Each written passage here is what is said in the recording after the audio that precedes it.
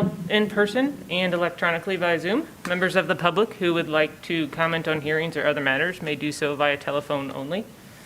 To speak during any of the public comment opportunities, please call 888-788-0099 and enter meeting ID 9. Let me make sure that's correct because I believe it's not.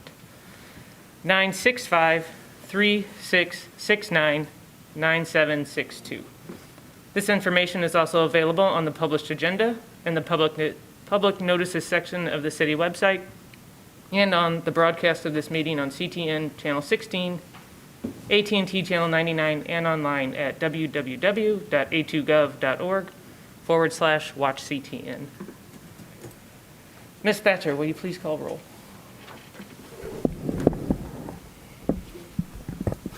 Commissioner Rockland. Here. Commissioner White. Here. Commissioner Willis. Here. Commissioner Epperson. Here. Commissioner Quijano. Here. Commissioner Fortner. Here. Commissioner Ross. You have a quorum. Thank you, Ms. Thatcher. I'll move on to item C, approval of the agenda. Are there any additions, deletions, or changes to tonight's agenda? There are not. Let me check.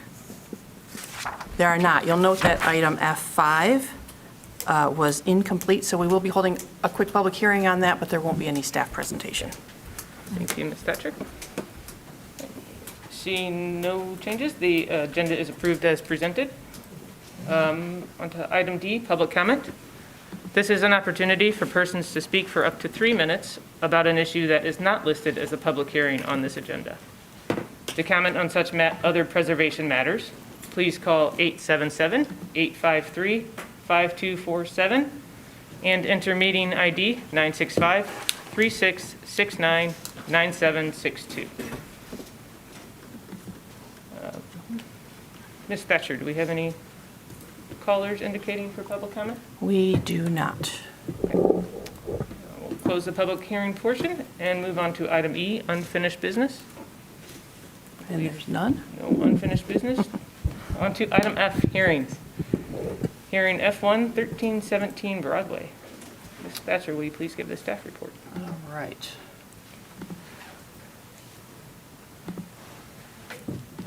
Come on. There we go. All right. Apologize to our audience members. If you want to see a slideshow, you're going to have to turn around and look at the the TVs behind you. The TV's behind. If you want to see what I'm talking about.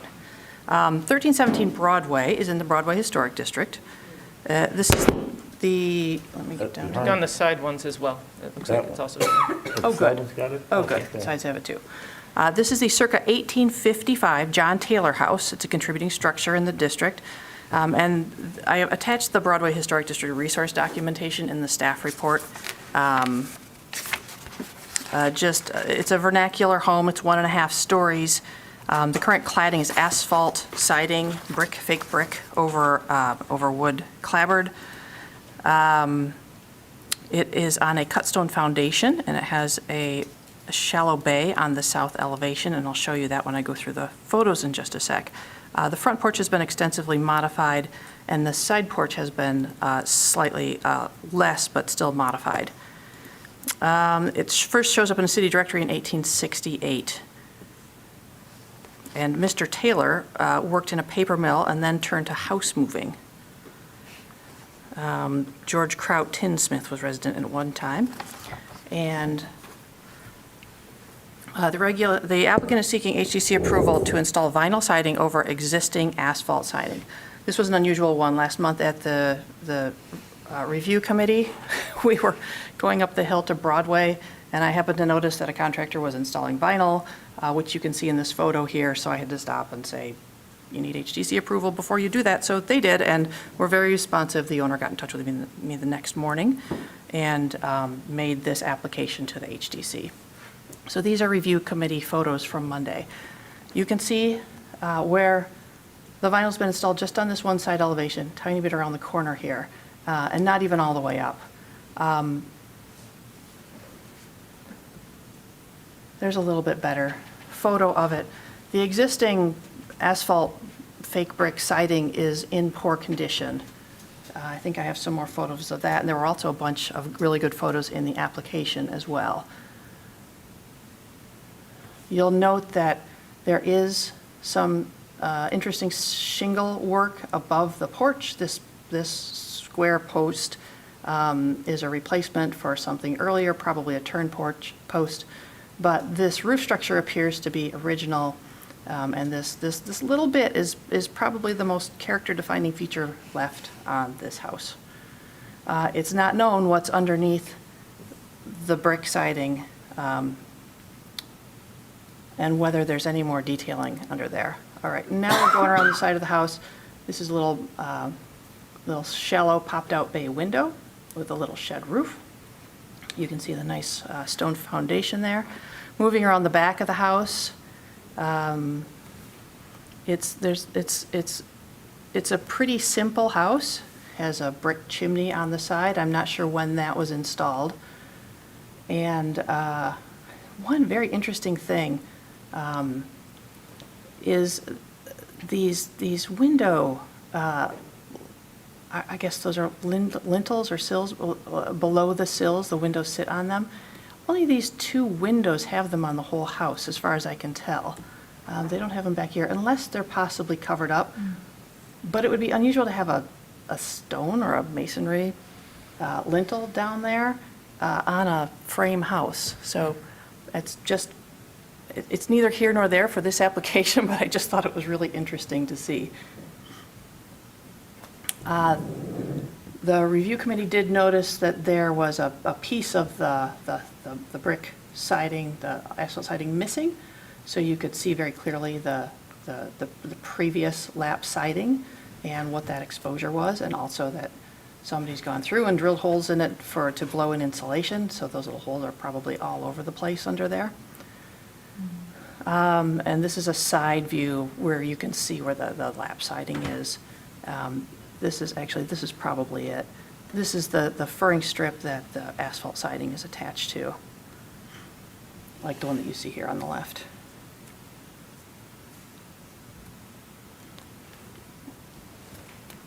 Let's see. So the vinyl siding is proposed to be installed over the faux brick siding. And the application says that no fascia, eaves, or window trim in the house would be covered over with vinyl. It does say, though, that the half gable above the side door that has the wood decorative shingles would be covered with white vinyl scallops, and the front gable would also have white vinyl scallops installed. The extent's not known, and so there are many competing factors in this application. So let me go through the standards and guidelines, and then we can get into more of the details. So Standard 2 says that the historic character of a property will be retained and preserved. The removal of distinctive materials or alteration of feature spaces and spatial relationships that characterize a property will be avoided. Number 3 says each property will be recognized as a physical record of its time, place, and use. Changes that create a false sense of historical development, such as adding conjectural features or elements from other historic properties, will not be undertaken. 4 says changes to a property that have acquired historic significance in their own right will be retained and preserved. 5 says distinctive materials, features, finishes, and construction techniques or examples of craftsmanship that characterize a property will be preserved. 9 says that new additions, exterior alterations, or related new construction shall not destroy historic materials that characterize the property. The new work shall be differentiated from the old and shall be compatible with the massing, size, scale, and architectural features to protect the historic integrity of the property and its environment.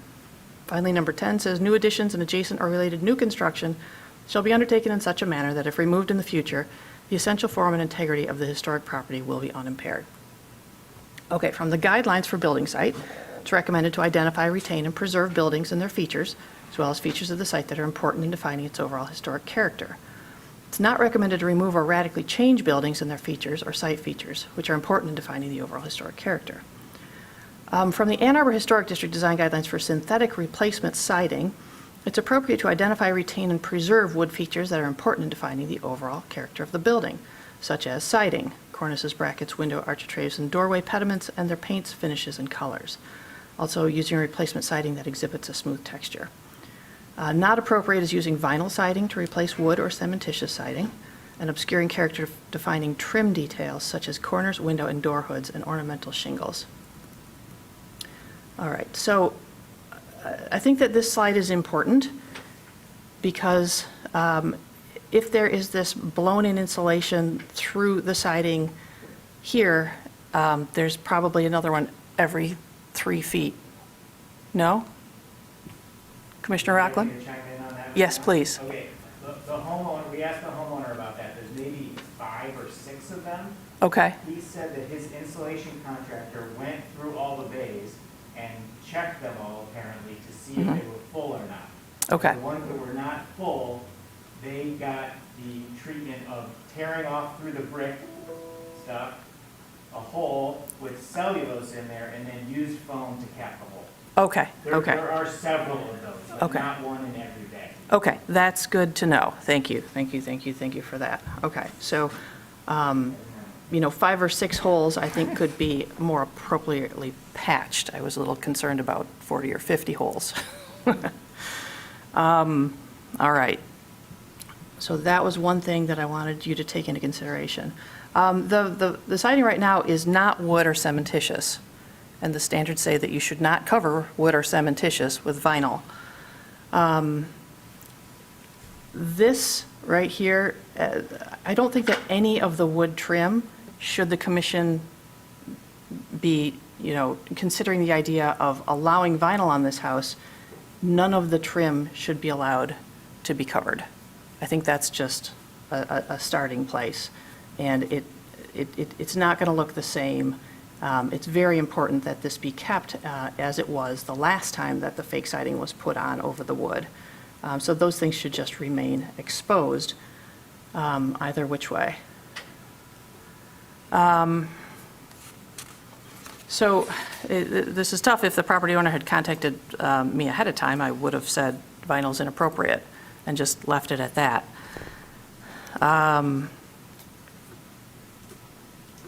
It would have been good also at that time to find out what was underneath there. Well, now we know because the review committee saw those pieces that were cut out.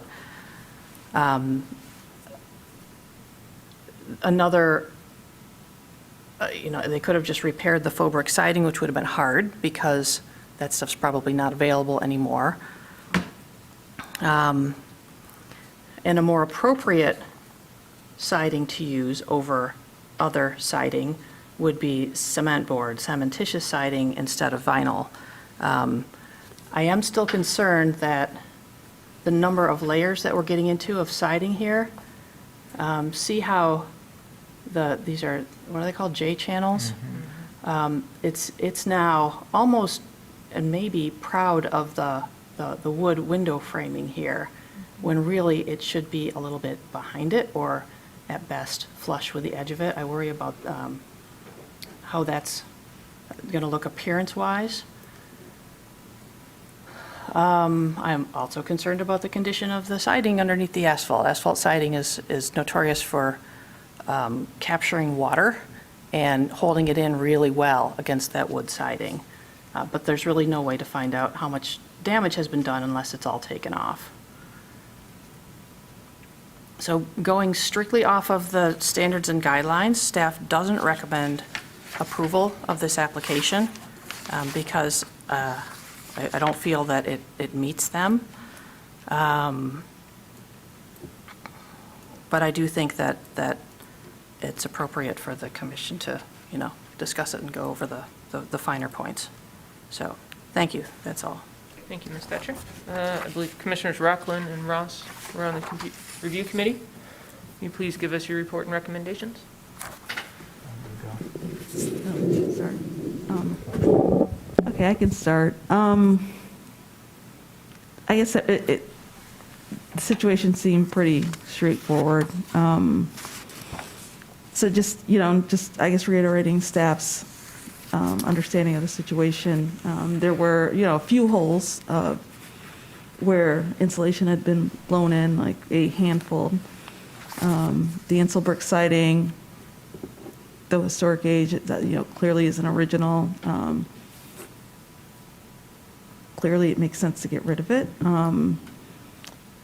There did appear to be the historic wood siding underneath the insul brick siding. And we have the vinyl siding and, you know, the obvious issues that comes along with vinyl siding on a historic house, especially of this age. I guess I don't really have a lot more to add, just because it was just kind of a straightforward situation. Okay. I will note that it appears that there's a addition, like if you just look at the foundation of the house, it looks like the rear part of the house was added later. So yeah, that photo there, either it's parged over the stone or it's an addition, you know, either it's a replacement or whatever, but there's some clues that maybe that's an addition. That's where most of the holes were also, like maybe there were only a couple in the front of the house, and then it looked like there were more in the back of the house, for whatever that's worth. I think that, yeah, the brick isn't so evident until you get up close to it, maybe, at least with my eyes, like walking by and kind of squinting as you walk by. If you're not looking for asbestos, brick-looking asbestos, or not asbestos, sorry, asphalt siding, it just sort of looks like a brown house.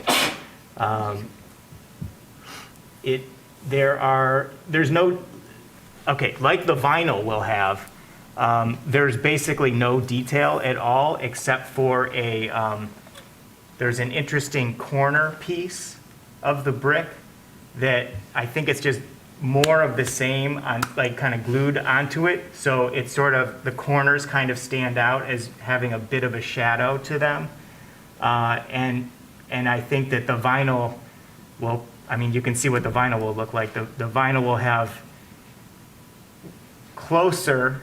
So I think obviously with Hardy, you can really replicate the historic details of the house.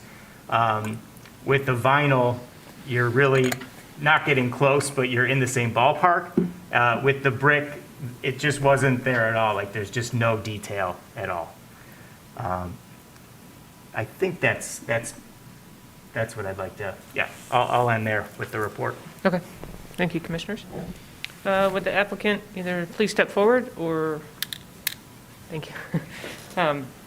You have up to 5 minutes to speak if you have anything you'd like to add to the staff report or review committee.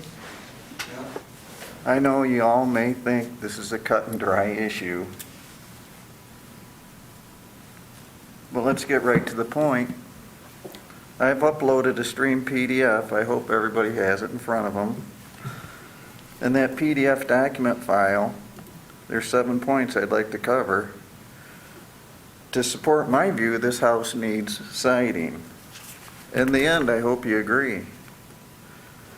On 723 Moore Street, a few years back, this same reconstruction using synthetic materials has been approved by the Broadway HDC.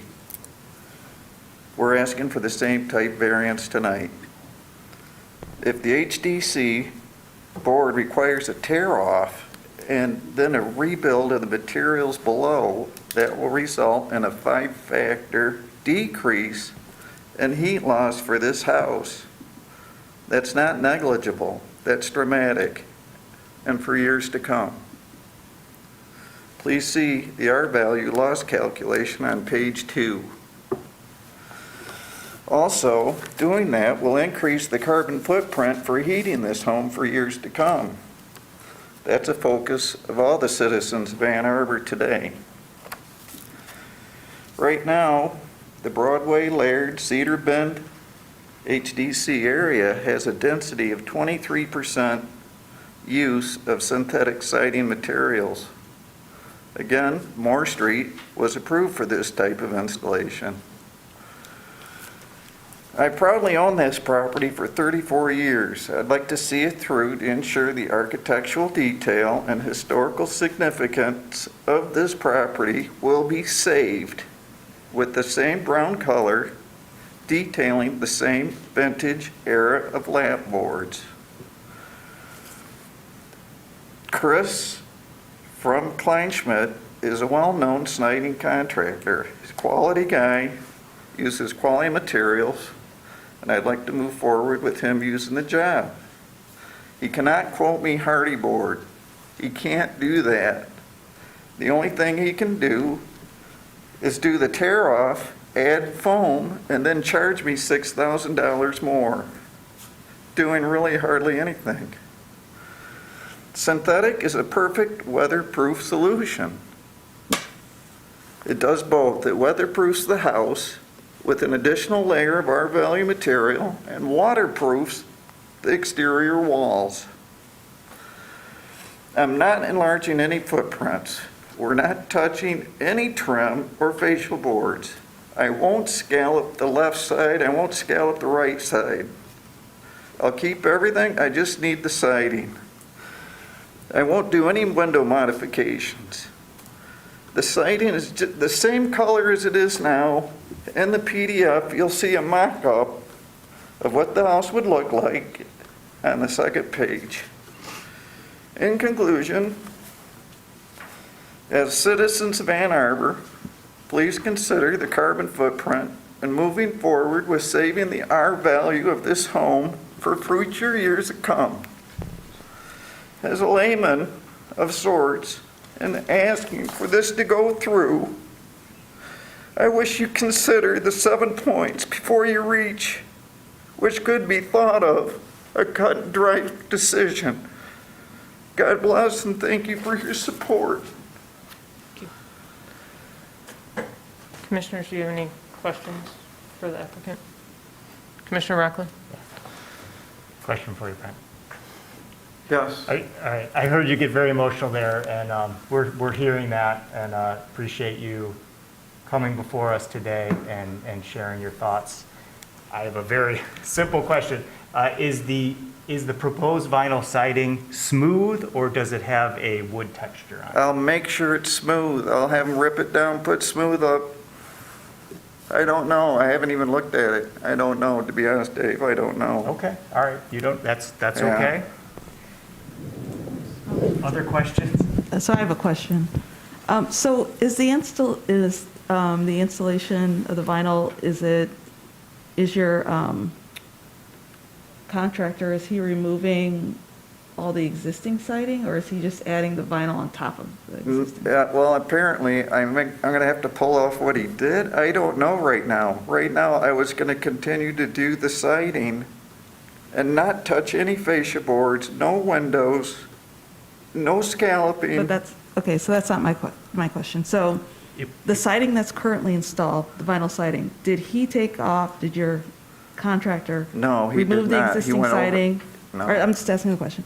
Or did he just simply add the new siding on top of what's there now? He put a layer, Tyvek vapor barrier, moisture barrier first, Okay. and then he put the siding on top of it like every contractor, pretty He much left would it do. there. Okay. Tyvek, And- yeah. yeah. Gotcha, thank you.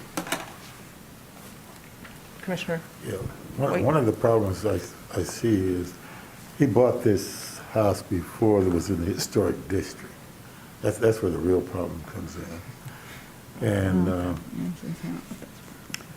he bought it, what, 1980s? Yeah, 1987, I believe. Yes. And I think we put this in the historic district. When was it, Jill? Did you think? 2009 or 12. Yeah. And so Those are 10 that's years one of ago. our problems. You know, he bought it, it's not like he knew about the historic district at the time he bought it, because it wasn't a historic district. And now we want to apply this program. And I think there's some leniency here, or variance, in a sense that he's not taking anything off the asphalt, not asphalt, was it tar? Asphalt. It is right? Is it Yeah, asphalt? asphalt Okay, it's brick asphalt. on cellulose. Yeah. And so he just wants to put this on. And where I have the problem is, he bought it in 1980. If it wasn't in the historic district, he'd been able to do that. And we're applying these new rules now, and I just think there should be some type of variance. and try to make it fit our needs as well as create a variance for him. Because you tear down any of this, he loses the heating, the R factor, Correct. and Quite a bit.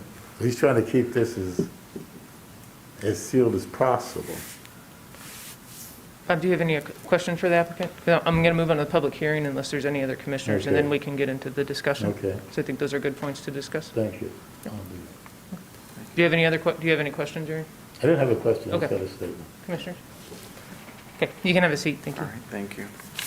I will now open the public hearing for this item. This is an opportunity for persons to speak for up to 3 minutes on 1317 Broadway. As a reminder, public comment may be made by calling 877-853-5247 and entering meeting ID. I gotta find that.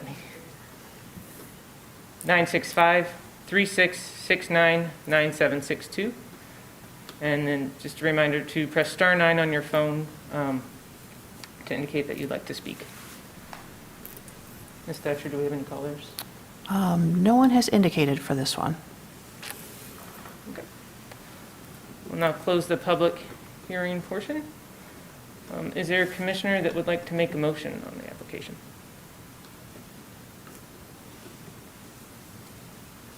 Commissioner Keanu, thank you. I move that the commission issue a certificate of appropriateness for the application at 1317 Broadway Street, a contributing property in the Broadway Historic District, to install vinyl siding over existing asphalt siding as proposed. The work is compatible in exterior design, arrangement, texture, material, and relationship to the rest of the building and the surrounding area, and meets the Secretary of the Interior standards for rehabilitation and guidelines for rehabilitating historic buildings. In particular, standards 1, 2, 5, 9, and 10, and the guidelines for building site, and the Ann Arbor Historic District design guidelines for synthetic replacement siding. Support. Moved by Commissioner Keanu, seconded by Commissioner White. For discussion on the motion. Then Commissioner Rockland. Sure. Okay, well, yeah, I mean, I guess I am thinking that this is a project that isn't so cut and dry, and I think it's worth looking at the standards very closely here, because I don't really know if it fits entirely within kind of a typical siding replacement, since it's technically, I wouldn't call it a siding replacement. Like the Historic District Design Guidelines, the section that is most applicable is synthetic replacement siding. Not appropriate using vinyl siding to replace wood or cementitious siding. So that's not what's happening. We're using the proposal is to use vinyl siding to cover up existing asphalt siding. So I agree with the standard is the standard, so we can't do that. But what is being proposed here isn't exactly that. So then I go up a level to, the Secretary of the Interior standards, and just looking through all of those, it's hard to say where this crosses the line into not appropriate, because the use isn't changing. The historic character of the property, no historic materials are being removed or altered, for that matter, as long as the applicant has said, and I don't know if we have to change the motion or not, but that the scalloping is not going to be covered up, so that one seems okay. Yeah, so, and then, number 10, it can certainly get, I would guess, if it's removed in the future, it's, you're able to remove it just as you're able to remove the existing asphalt. So none of the standards are sort of jumping out I know it's unusual, and vinyl isn't a material that we typically use. Anyway, I'm not seeing it. I'm very curious if someone else is seeing this differently and can, point to a standard that it's clearly not appropriate because of this standard. So I have a question. Ms. Stafford, if you can bring up that, the guideline around the vinyl siding, the synthetic siding. So when I read this, I'm not reading it literally to where it's just like vinyl siding the use is restricted only if it's meant to replace wood or cemented siding. I'm reading it as vinyl siding is not appropriate, period. And actually, this is not the one, using vinyl.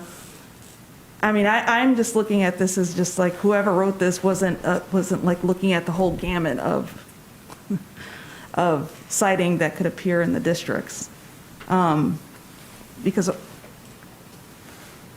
to me, I'm looking at it as vinyl siding is not an appropriate material to be in a historic district. I mean, I can't imagine that if we had a historic house, and I guess just like as an analog, you're not replacing a historic wood window. Let's say there's just like no window in the opening. We would not allow a vinyl window in that opening. So I don't look at this material as appropriate at all, especially due to the age of this historic house. And I would hope that if this applicant had come to us, the contractor, before doing this work, we would look at either hardy siding or wood siding. If there is no ability to replace or to repair the historic wood siding underneath. I would think that if we see a siding that's inappropriate or a situation that's inappropriate, we don't want to replace with something that's equally as inappropriate or even more. We're striving for something more appropriate, especially due to the age and I think the significance of this house. I think that this is just, once again, tipping the situation more towards an inappropriate scenario. So I won't be supporting this project. So it's pretty cut and dry for me. I have a question for the two, for both of you that were on the review committee. Were there, and it didn't seem like it from the photos, but were there any indications of additional, like, what kind of trim is around the windows currently? I know it doesn't look like there's a traditional trim, like that asphalt siding goes directly right up to, like a wood trim or a wood surround. It's a little bit difficult to see from here. Is it wood sill? I guess what I'm looking at is also we touched a little bit on the detail about the vinyl J trim around that and that change in where you would historically see in like a wood-sided home where it appears that this home did have wood siding underneath the asphalt, that there'd be some kind of wood trim around those windows as opposed to the way that it's trimmed out currently. But it's hard to tell if the additional surrounding is part of the sash. Just from the photos. I didn't look closely enough, and I don't remember, but maybe the homeowner can let us know. So, the trim around the bay window? No, just all of the windows that we're looking at, the actual sashes, and then around the sashes, is that wood or is that vinyl? Is that the That question? is wood. Okay. Everything white you see is wood. Okay. Even around the windows, everything that's all wood. And then all the windows would be trimmed the same way that they are currently shown on where the siding has been installed? Nothing's being touched on any of the trim at all. That was a priority, I guess just your question of, so the windows that still have the shutters remaining, what will happen to the shutters? Those are being tossed out. They're just plastic shutters. They're decorative, and really they're cheap plastic shutters. I think it looks better without it. I don't know. I can put them back up. It's up to the decision, yeah. It's up to you. Yeah.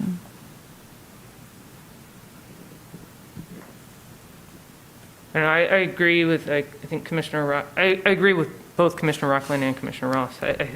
This is a really tricky, I think, application. I don't think it's cut and dry.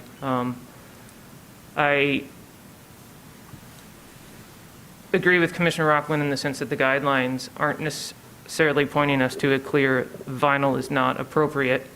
It doesn't clearly state vinyl's not appropriate. It states vinyl's not appropriate to replace over 2 types of siding.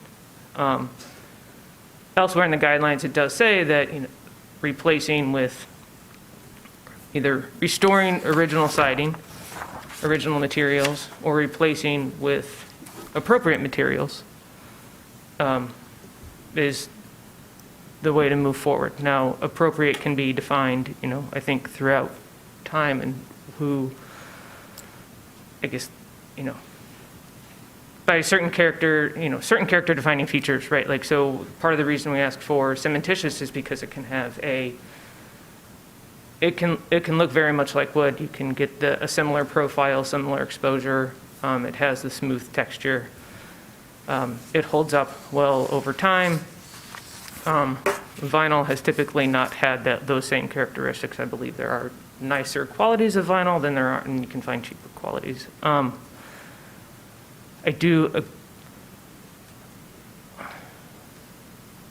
agree that installing the vinyl siding is a removable feature. It does retain the house as it is. It doesn't necessarily damage any other features that are existing currently, especially if none of the other originally exposed elements are covered up. I guess, in fact, even if they were, then they would still be there, but they would be concealed, and that we definitely want to avoid.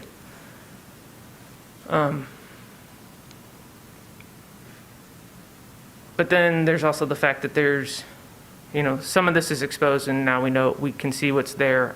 I have some concerns about if the existing asphalt siding is in poor condition and is waterlogged and is continuing to be enclosed and enclosed even further. Is there any additional rot that would happen as it gets totally sealed up? I'm not probably helping the entire situation, but these are kind of my thoughts. And then I guess It does look like there's an air gap. okay. So I don't know I think either. that's no, you're right. But at Actually, least now that there's you an say air that, gap, so that's helping. you're right. Now that you say that, there's at least those 1-bys that are keeping that siding off. So I think that's beneficial. Quarter inch or something. I think this brings up a larger topic for the commission, and as the applicant has stated that, and as Ann Arbor is moving forward, that there are a lot of concerns about thermal value, R value, sustainable homes. I think this is something that we need to be considering more often, and maybe update our guidelines to be more robust in what material replacements are allowed. Again, I'm a little bit on the fence, and I think that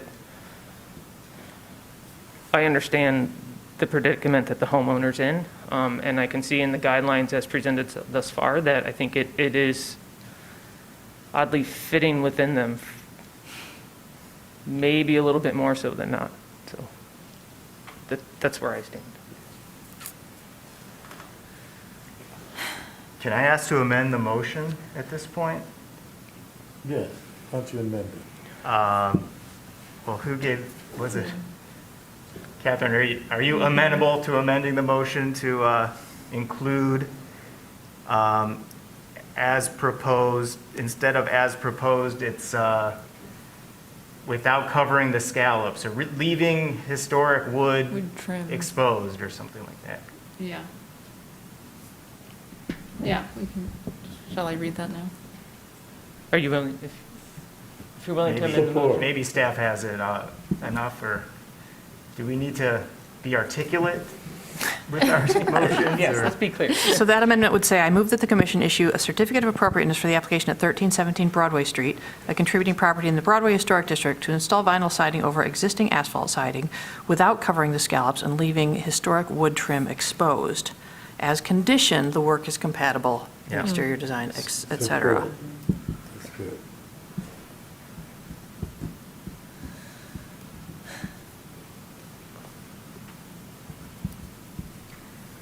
Do any other commissioners have comments or thoughts?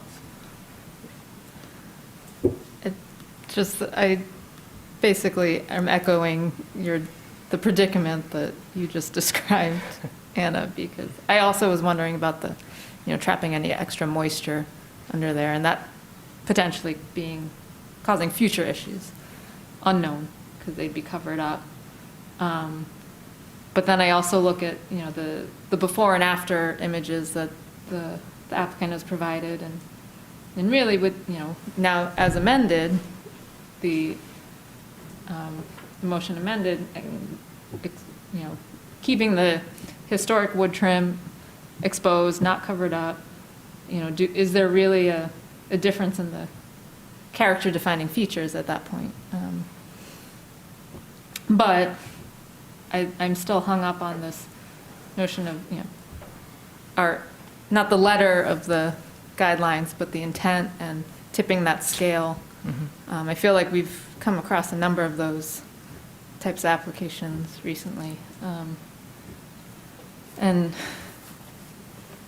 I don't know what would, what would help clarify all of this. I keep looking back at those standards, or the guidelines, and I don't know.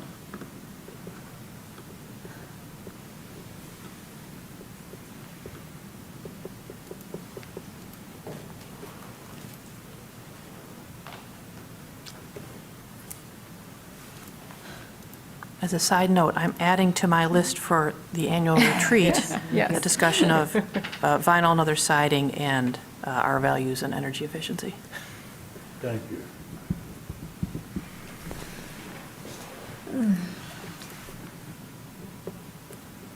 Just taking another look at any of the guidelines. Are there any other commissioners that haven't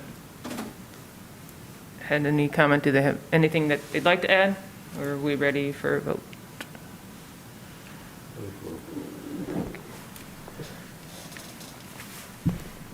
Ready for a vote? Okay. Yep. All of those in favor of the motion, please say yes. Yes. All of those opposed, please say no. No. I'm going to do a roll call. Commissioner Fortner? No. Commissioner Quijano? No. Commissioner Epperson? Yes. Commissioner White? Yes. Yes. Commissioner? Yes.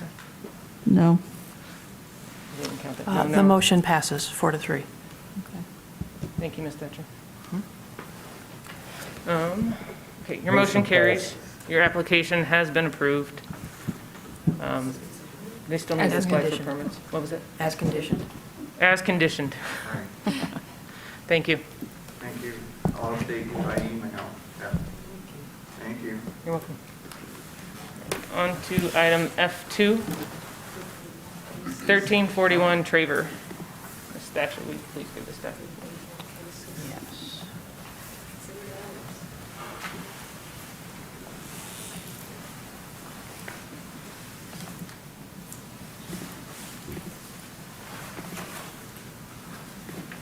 Oh, don't do that. Sorry.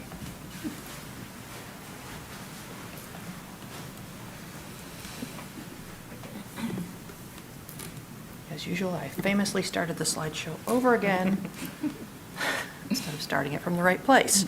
Okay. 1341 Traver Road is a contributing structure in the Broadway Historic District. This is a two-story colonial revival, first occupied by Lauren and Elaine Jeedley in 1940. Lauren was a bookkeeper for Swift & Company, and the house features a center entry with a simple shed roof and symmetrical fenestration. In 2014, the HDC approved a backyard shed, which you would see off to the left in this photo, with a picket fence. It's on the west side of Traver, south of Pear Street, and the applicant is seeking HDC approval to add a backyard gazebo on a paver patio. In one moment, I will check and see if the applicants are in the Zoom room and let them in if they are watching. So, let's see. This is a pretty straightforward application. Behind the house, there's this existing temporary gazebo, buy it in a box and set it up. And the proposal is to add a larger gazebo on a paver patio. And I really appreciate it when owners go to the effort to mark it out like this, because it makes it a lot easier to envision. But the green line is the extent of the new patio. And this is not a real patio. It's those IKEA wood outdoor pavers that aren't really pavers, that just rot away after a couple of years outdoors. And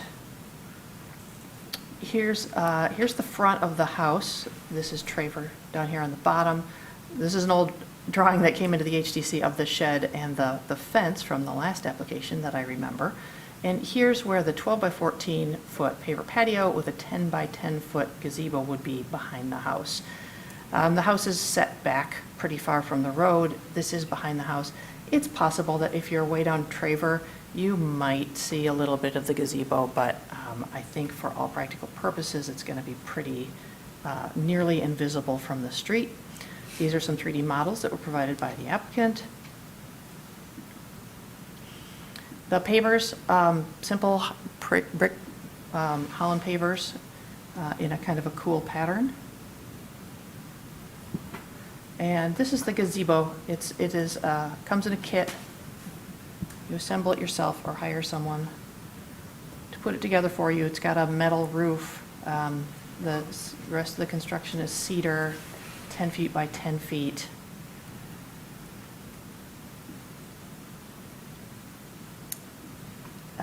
From the Secretary of Interior standards, I've already read to you 1 and 2 and 10. From building site, it's recommended to retain the historic relationship between buildings, landscape features, and open space. I really don't think that an unwalled gazebo like this would change that relationship. From the Ann Arbor Historic District Design Guidelines for new residential accessory structures, it's appropriate to retain the historic relationship between buildings, again, locating sheds and garages in the rear yard, and using exterior wall and roof materials that are compatible with historic materials on the main structure and in the neighborhood. This is, it's sold as a traditional gazebo. I think it's kind of modern looking. Behind the house, I think either one would be fine. Let's see if I have anything to add. There are no below grade footers. The posts are just anchored into the patio pavers, and staff believes that the application is appropriate. The size and materials of the patio and gazebo and the location, and staff recommends approval. Thank you. Thank you, Ms. Thatcher. Commissioners Rockland and Ross, will you please give us your review committee report? Sure. So I agree with staff's assessment of the condition or the conditions. So the current little gazebo, temporary gazebo that's there right now, it wasn't visible from the right of way, not in the best condition. And the way the house kind of sits on the lot, and then there's kind of a large kind of side yard with a garden and a fence. It's really going to be super hard or just pretty much impossible to see this gazebo from the right of way. I feel like it's properly scaled in terms of the height and the footprint, and to me, it's just a really good alternative to kind of trying to build something on the house or build like a separate building. So it's a light, relatively temporary, not visible from public right-of-way solution, I think, for these homeowners to kind of have what they need and have a good use in the backyard.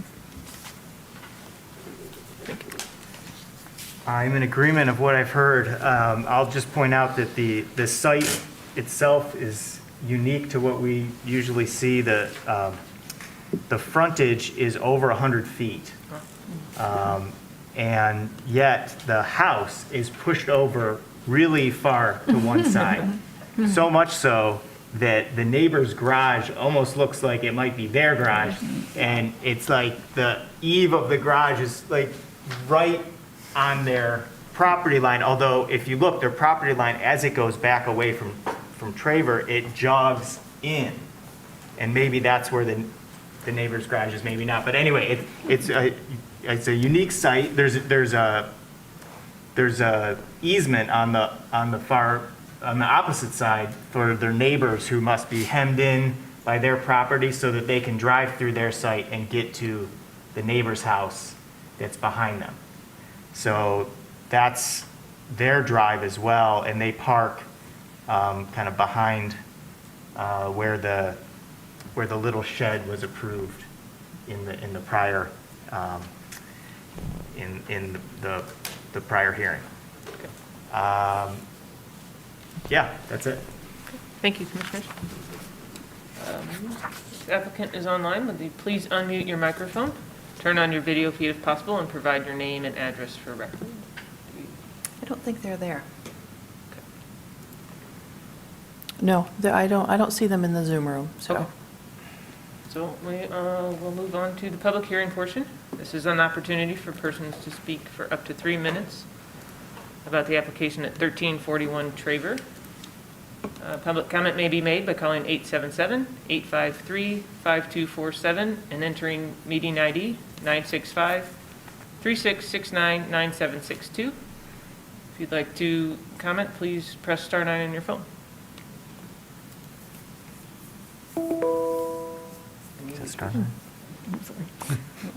Okay, I'll now close the public hearing portion. Is there a commissioner that would like to make a motion?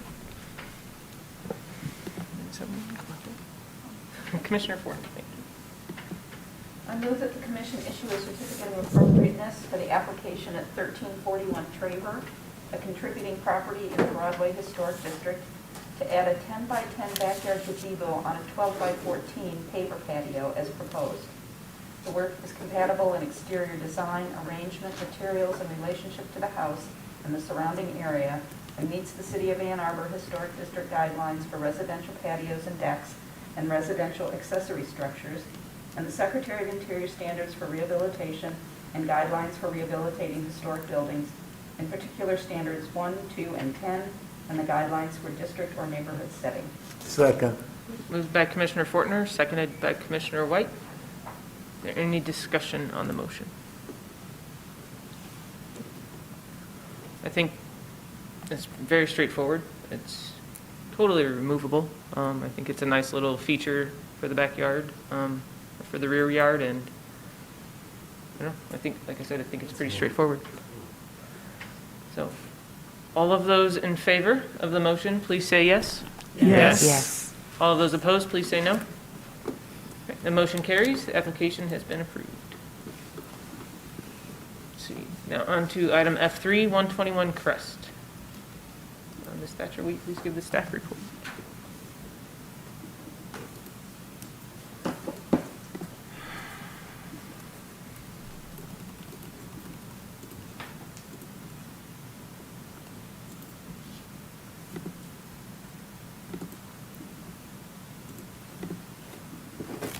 Okay.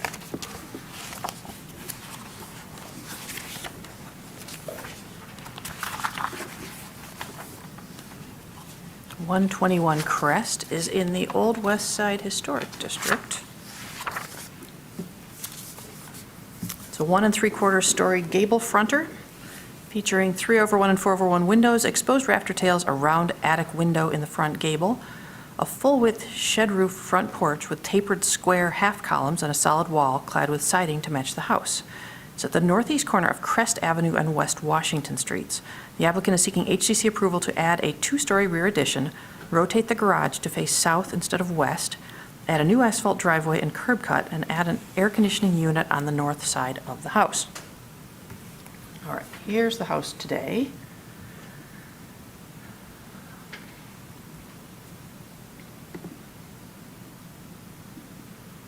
Oops, well, we're going to jump right, almost all the way around to the back. Excuse me. At the review committee site visit, we were talking about how nearly all of the windows in this house appear to be original. Most of them are 3/1. I think a couple of them are 4/1. The exception is these 3 windows here. We were speculating that this may have been a porch that was enclosed. The owner said that the construction is a little bit different on the inside of this area, and these windows aren't the same proportion or the same type or anything, so they were probably added later. There's another photo of the back of the house. There's just a tiny little stoop landing there with some steps going down. Here's the view along West Washington Street. And the garage is in the back, currently facing toward Crest. There it is again. The driveway is on the Crest side of the house right now. They're not using it. It could go all the way through, but it doesn't. There's just a parking space here behind the front wall of the house. And you can see the trash cans and stuff are stored here. So the garage isn't currently used for a car, for vehicle storage. The proposal is to add a 2-story addition off the back of the house. The rear corners are inset, and then there's a deck behind the 2-story addition. Also, the garage is proposed to be turned from facing Crest to facing instead on West Washington, and this is a new proposed asphalt driveway. When we were out there on the site, there's a big tree, a big street tree, right about where this driveway is proposed. But so it would have a little jog in it, but it's not severely off. This is the first floor plan. I didn't include all of the floor plans in here, but I think that the rest of them are in the packet. Pretty simple. This is a 9¼ inch setback on the north corner, and on the south corner here, it's also 9¼ inches.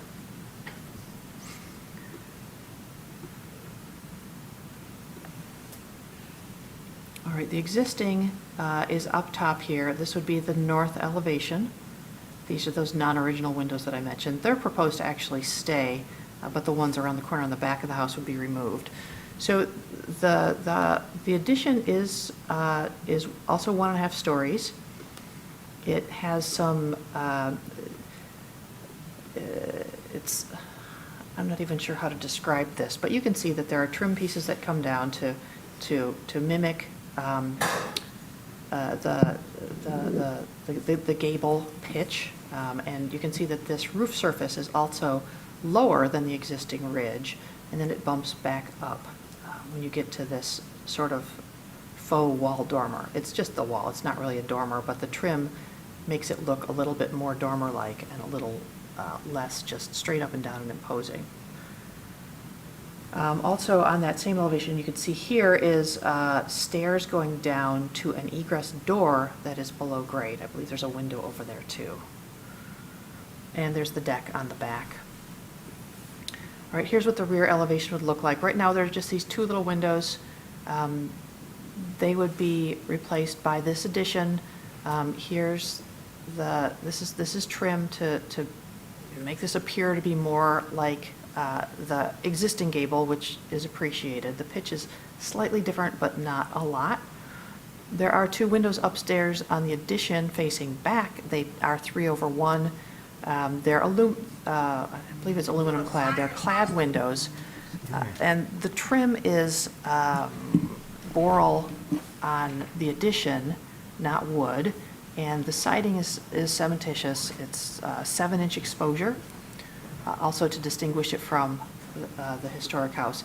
This is pretty thin existing siding. I think 3-inch exposure is about as narrow as we see around here. And then moving around to the south side, this board here, I should clarify, is just a piece of trim to sort of accentuate the different parts of, that's not a very elegant way to describe it, but you get what I'm talking about. Again, these are divided light windows, not true divided lights, but the sandwich with spacers in between. When this was originally proposed, these were just 1/1 windows, and between the 1/1 windows and the wide siding and the tallness of the entire addition, it really didn't look right to me, and I recommended that they go with the divided light windows to tie it back in to the house a little better. If this were not on a corner lot, I probably wouldn't care. But since this is what you're going to see when you're walking down the sidewalk on West Washington, the whole thing just gave off a little bit too modern vibe, and I think that by adding in these divided lights, it helps it relate back to the house a little better. Again, there's a deck on the back. The deck is Trex or wood, imitation wood material. The guardrail is metal. It says metal guardrails with a 2x4 composite cap. So the decking, it would probably match the composite decking is what I'm thinking here. And these are the changes from the front. You can see off in the distance, this is the roof line of the addition. Obviously, you would never really see this view unless you were standing smack dab in front of the house and not on the sidewalk. But it does add a couple of, dormer-like wings there on the back. There's information on the windows in the packet that I didn't copy over. There's information on the cementitious siding, the hardy plank. From the Secretary of Interior standards, I've read to you 2, 5, and 9, and 10 already.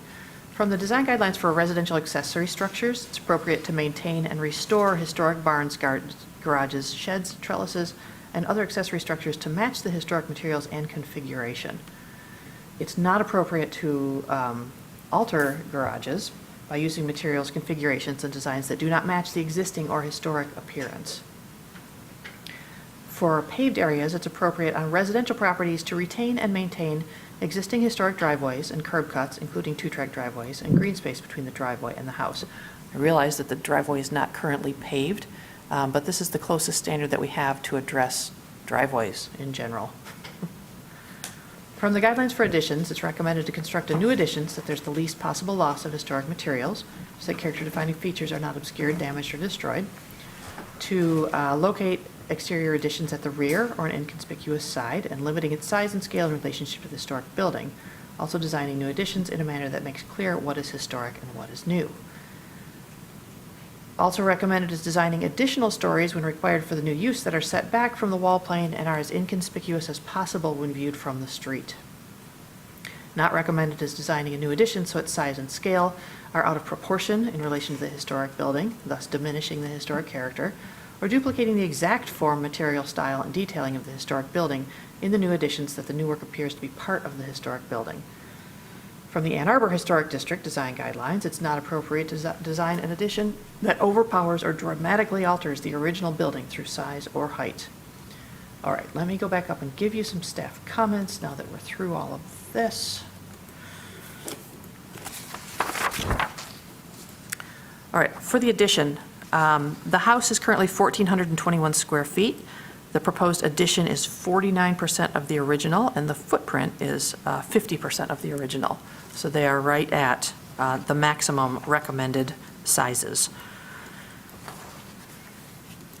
The roof ridge, I wanted to point out and get commissioner feedback just because it's sort of newish, and I'd like to know how you feel about it. So the roof ridge is here, and we ask that the roof ridge be dropped below the existing ridge and below any trim boards that might be applied there. And then this one pops back up. It doesn't pop up all the way as high. It's still like 4.5 inches shorter here than it is up here. But I'd just like to get your thoughts on whether that is meeting the spirit of dropping the roof line or whether that's not appropriate. I do appreciate that it is still lower. And I also appreciate that on some of these houses, it's really hard to get the required headroom unless you get creative. But that's something that you guys can talk about in a minute. Another thing that I want to ask you about is whether it's appropriate to have cladding on your addition that's more than twice as wide as your siding.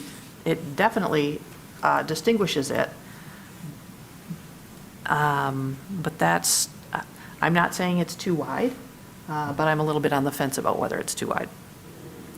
Rear deck is composite materials with a metal guardrail. I'm okay with that since it's behind an addition. If this were just behind something that was a little more traditional looking, it might be different.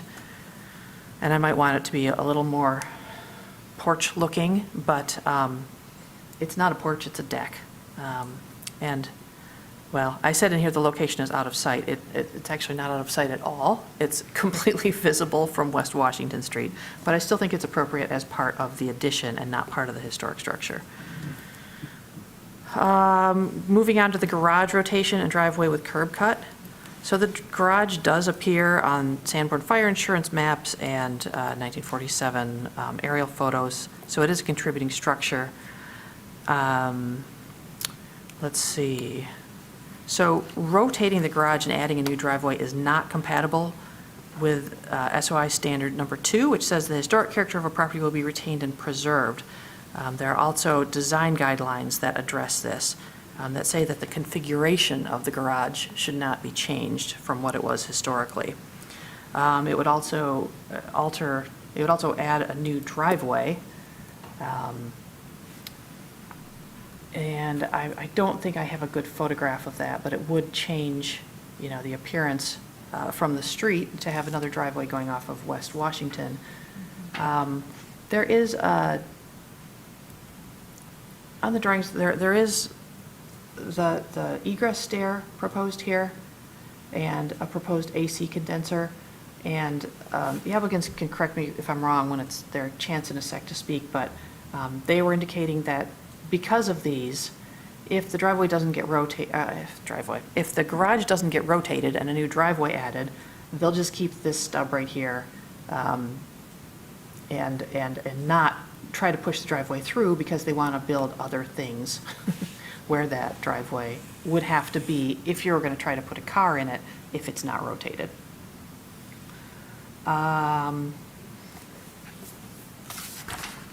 So, let's see, the AC unit is fine. Oh, the house has half-round gutters, so the property owner would need to maintain or apply for staff approval to replace them with matching gutters. Half-round gutters are really cool. And I also noted that the front steps and handrail appear to be in poor condition. I can open it up if you want to see it, but I did receive, after the review committee visit, a drawing of the front stairs being replaced with new stairs with closed risers that are more appropriate to the historic district, and a very simple handrail, like that one, but nicer looking. It's something that I would totally, I've already reviewed it, I would totally staff approve it. It is part of this application, though, and so if you'd like to see that drawing, I can open it up. But I can also, it is in Legistar and part of the packet now. You might even have it. You might even be able to get to it.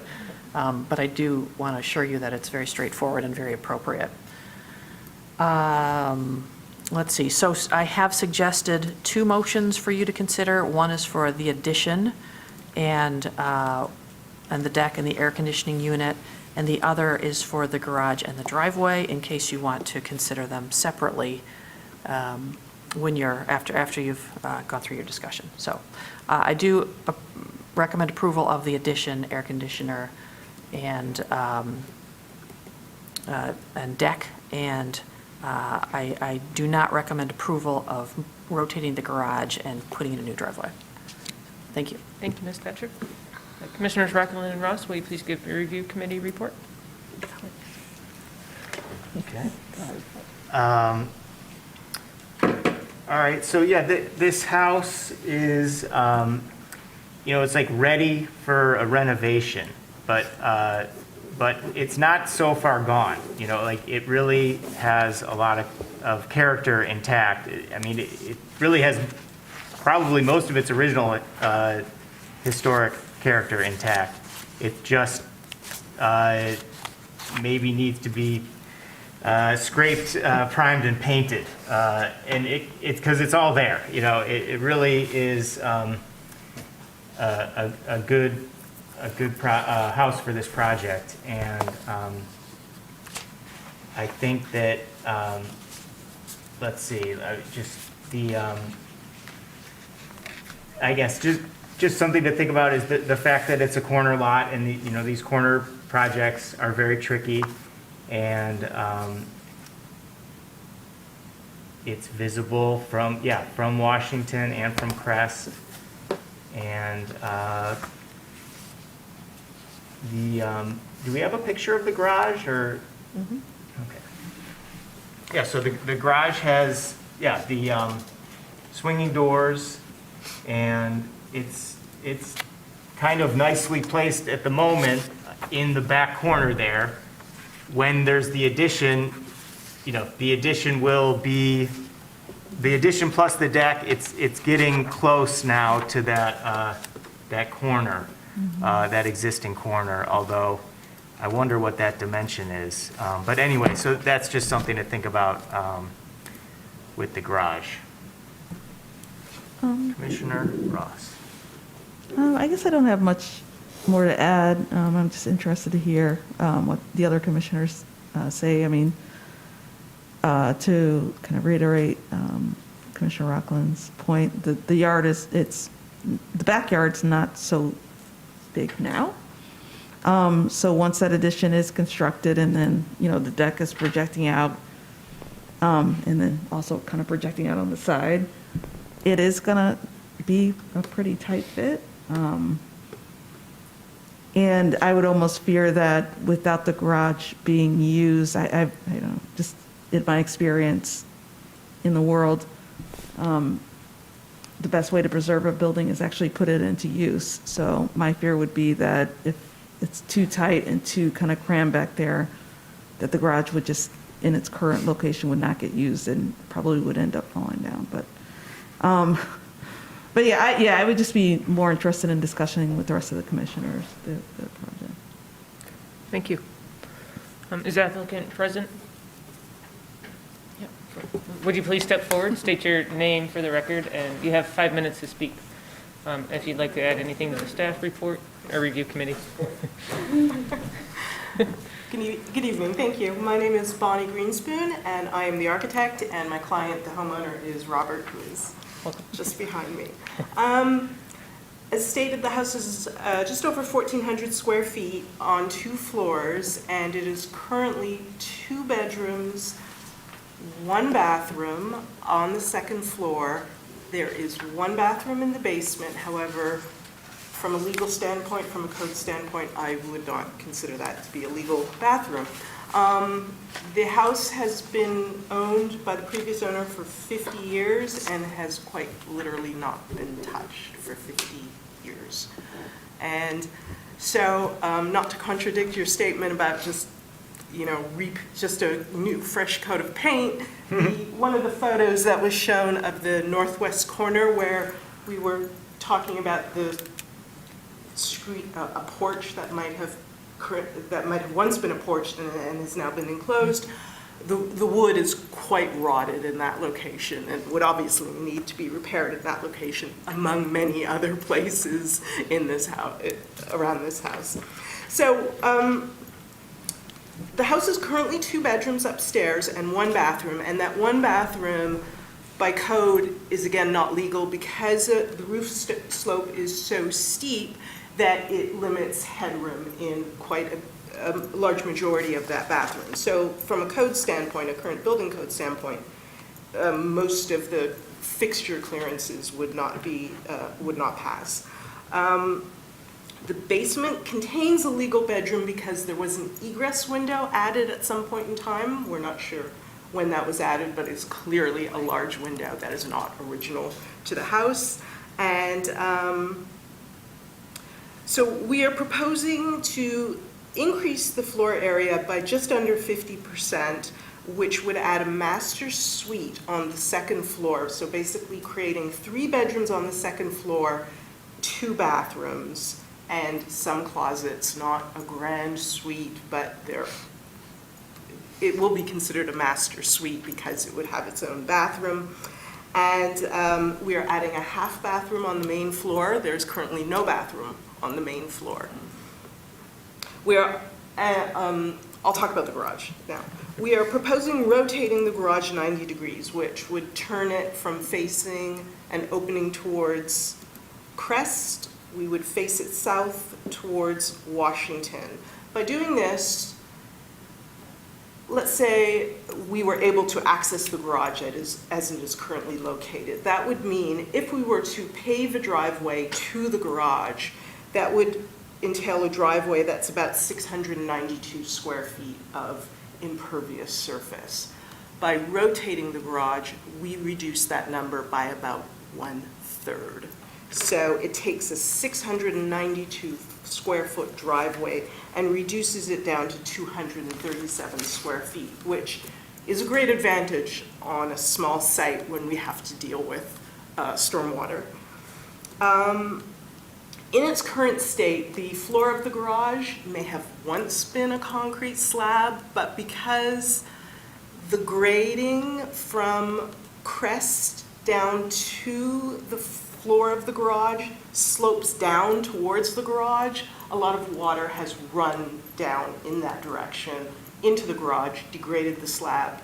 There isn't much left of it. My client would like to put a slab in the garage, which means essentially lifting the garage in order to put a slab in, and so we thought, why not rotate while we're lifting? Because A, it has to be lifted anyway. B, we reduce the water runoff down towards the garage, because by rotating the garage and having the driveway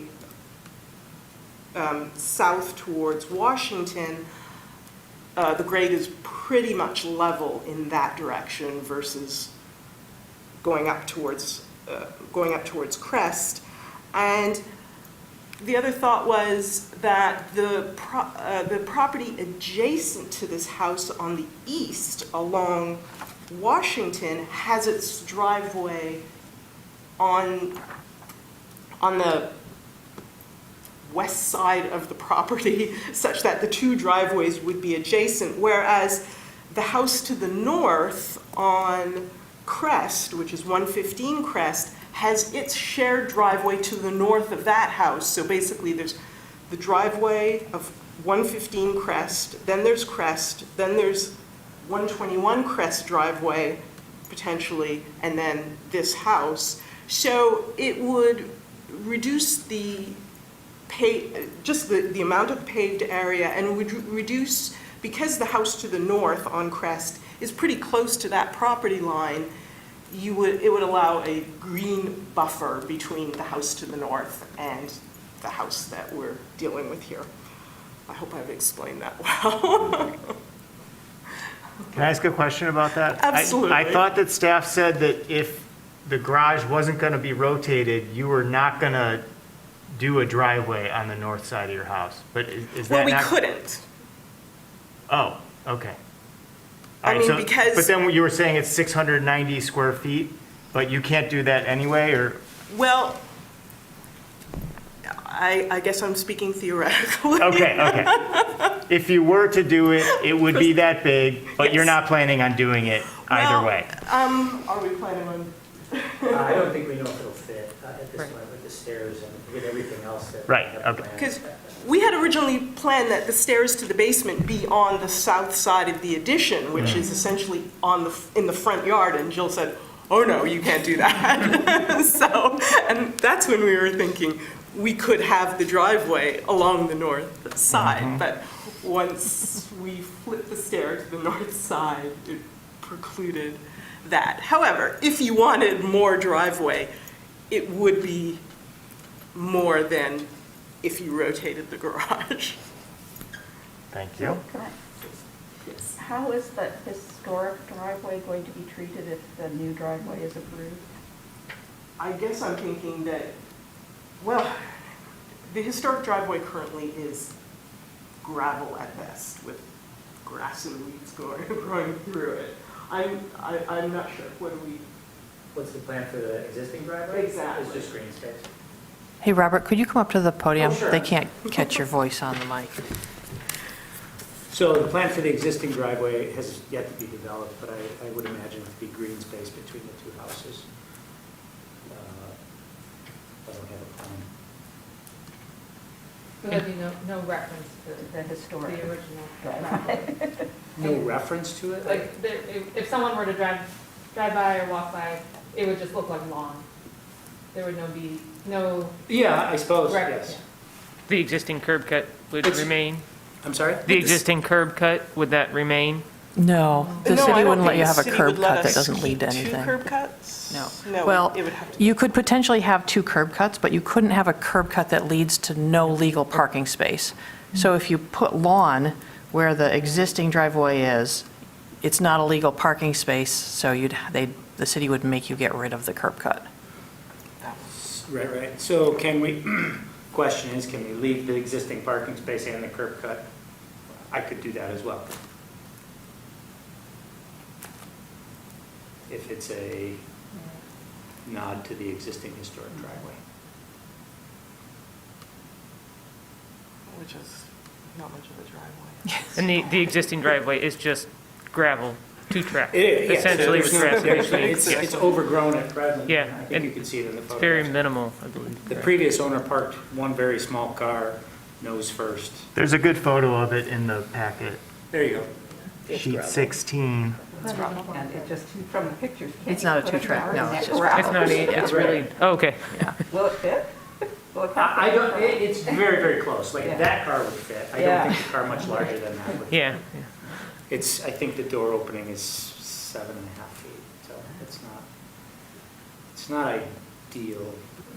They have bigger cars back What are your plans for the garage, you're talking about raising it, turning it, the original doors and siding, would that all be retained and restored? Can you Yeah. talk about that a little bit? Okay. Yeah, the plan is if, I would probably, regardless of its orientation, scrape it, paint it, clean it up. Whether or not it's used as for an auto, I guess would drive and speak to how far I go with the concrete and anything on the interior. It's pretty stable. Okay. I've done work on other garages in the neighborhood that weren't nearly as stout.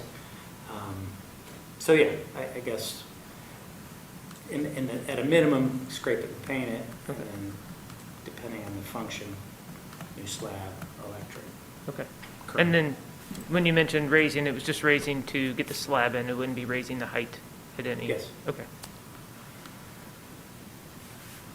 Commissioner Rockland? go ahead. Yeah, question, can you speak to the aforementioned siding exposure, why that was chosen? And then also, is there a skirt board trim on the addition? It's unclear from the drawings if there is or not. We were showing a larger siding exposure than the existing 3-inch, and we were suggesting 7 inches, but we're open to other suggestions, so that's not a problem. Okay. We're not disputing. The current addition as shown is not showing a skirt board, but again, in part to differentiate it, nor are we showing, I can't remember. No, we aren't showing corner trim. I'm sorry. But we're open to suggestions as well, so we can be flexible. Okay. And then I think you sort of touched on it, the height of the new addition. Ms. Thatcher did, raise some question or concern. Can you talk about the height a little bit? Because of the steep pitch and trying to occupy as much space under that roof, because the eave is quite low, yes, we are trying to maximize the height while staying below the existing, and that's why you see the little piece that actually connects to the existing is quite a bit lower, and then we are able to pop back up and then have the appearance of a very steep pitched gable on the back. The objective is purely to occupy as much space as we can under that roof to maximize, just to gain as much space as So we is can. the floor space as it's set out now, you reach where the roof pitches, that's your max? Yes. That's where you get your habitable space. So any lower you drop it, you would lose some floor area? Is that Yes, I correct? mean, the master bedroom, which is primarily in the addition, is quite small as it is. It's about 12 feet by 12 feet. And trying not to lose floor space in that, even though by code we can do less than a 5-foot ceiling in there, as long as we have a 70 square foot area that is above a 7-foot ceiling. The problem is within the link, which is the sort of lower, the high-pitched roof where it goes lower, that's the bathroom, and, we need fixture clearances around toilet sinks, showers, and so it's really, really difficult to squeeze everything in, It's a small house, and we're trying to make it, by today's standards, it's a 2-bedroom, 1-bathroom house, and it's, by today's standards, that just, it doesn't sell. Right. Commissioners, any other questions for the applicant? Okay, thank you. You may have a seat. Thank you.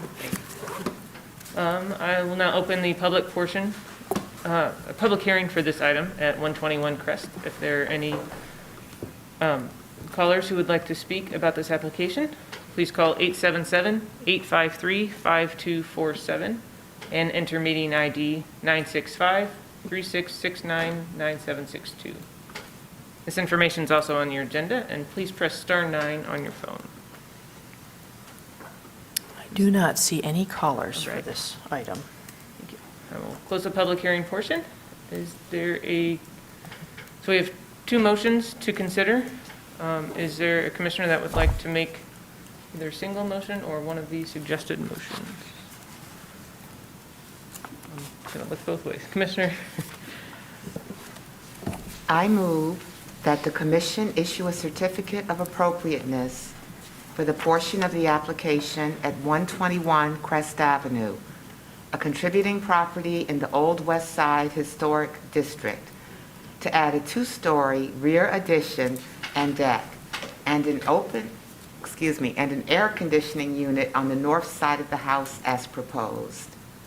The work is compatible in exterior design, arrangement, texture, material, and relationship to the rest of the building and the surrounding area, and meets the Secretary of the Interior standards for rehabilitation and guidelines for rehabilitating historic buildings.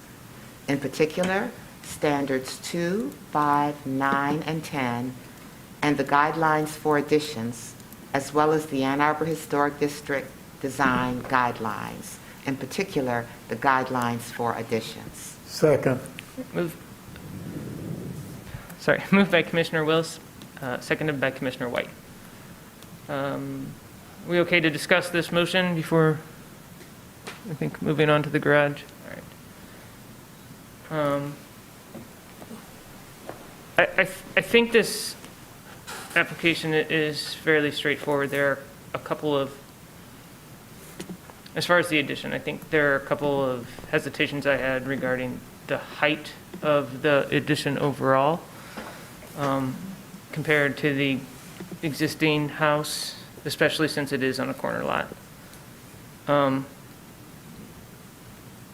Trying to consider that, the massing size and scale in relation to the existing, it looks, I think the overall footprint, makes sense as far as the size, but I can't quite tell what it is, but it's looking like because its height is so close to the existing, it's bordering on that overpowering.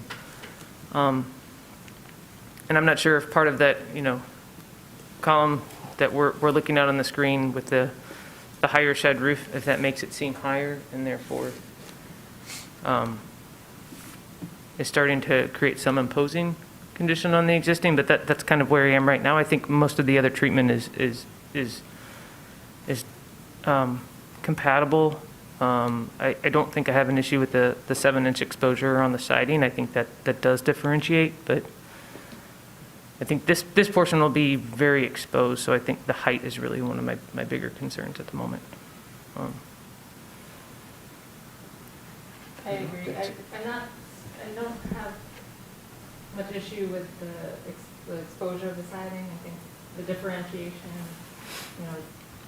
horizontal siding, in my mind, I see that as compatible, but different, clearly different.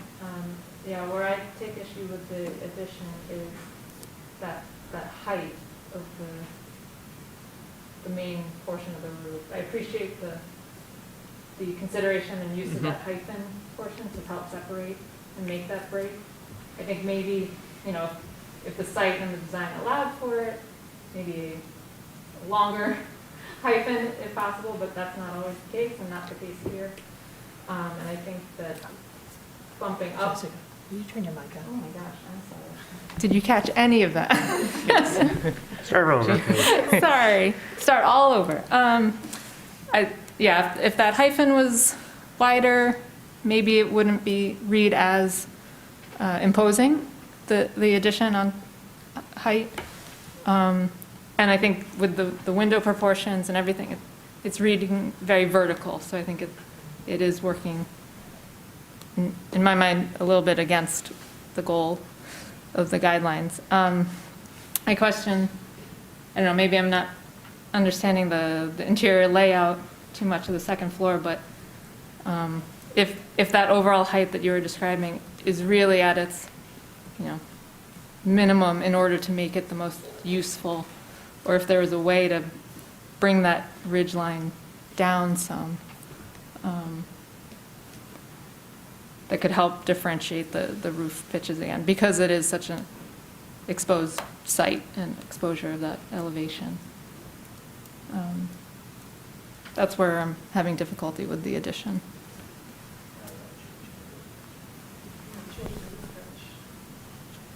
If this was a cross gable house, if the addition was a cross gable, then the ridge line could be just below the ridge of the existing house. Isn't that what we typically see? But in an addition where the gable is facing the same way as the existing like gable, in it plane steps with down, yeah. right? Interesting, okay. Yeah. I think it's an interesting point because a cross gable addition wouldn't feel looming in that way, even if the ridge is basically the same height as the existing ridge. Right, But 'cause you're reading this it appears different. Yeah. Commissioner Rockland, do you mean if you had gabled dormers instead of shed? No, I I'm don't talking quite about follow. if the ridge was the ridge of the existing is perpendicular to the ridge of the addition. So right now, the view that we're looking at is that if we saw the, Talking about a totally Saw the different, gable. It's totally different. hypothetical, I'm just thinking ridge heights, because Yeah. that's what we're talking about here, Yeah. is Right. ridge heights of existing versus ridge heights of additions. And this ridge is slightly below the ridge of the existing, and I know that there's just a difference between the two examples I just gave. Yeah.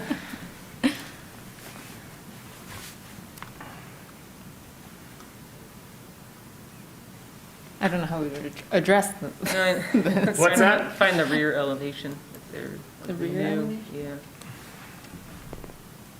Do we have the side by side? Oh, yeah. I think the other thing I'm looking at is the eave, especially in the side view, looked a little bit higher than the existing, especially on that Washington Street. So I think that it's I think is lower. also, Right here? yeah, Oh. The first floor eave is lower. That's lower. The second floor eave is higher. right. So I feel like that's making it also seem a little bit higher. Right, that roof now appears to be much taller than the original structure, also because it's within a height. I'm just seeing it as being, I think the massing overall seems, it really is right at that 50%, but it's also really taking up that, it's not just the roof height then I think is appreciated, but then the walls don't also kind of make that hyphen at that one instep. And then, so the footprint is a large mass, but I do appreciate there's some design elements that are really nice, like that dormer is made smaller. So it's we're trying to minimize that massing overall. So I think that is really helpful. I just think in general, the mass seems to be almost overpowering this portion. And I'm concentrating, I guess, on this elevation, I think this is the south elevation that's on Washington, because that is, and maybe the review committee can weigh in here on how they think this elevation is going to be viewed. What are the other houses like along this street within this area? What other additions are there that are visible? What are your perceptions on how this will be perceived within the context? I mean, I guess I don't have a lot to offer in the sense that I didn't do a whole lot of, unfortunately, kind of looking at the adjacent houses to see if there were any kind of large additions. But I guess like, I didn't notice that there were any. This being on the corner, I mean, it'll certainly be visible, obviously, but yeah, I guess I didn't notice any other houses around with large additions.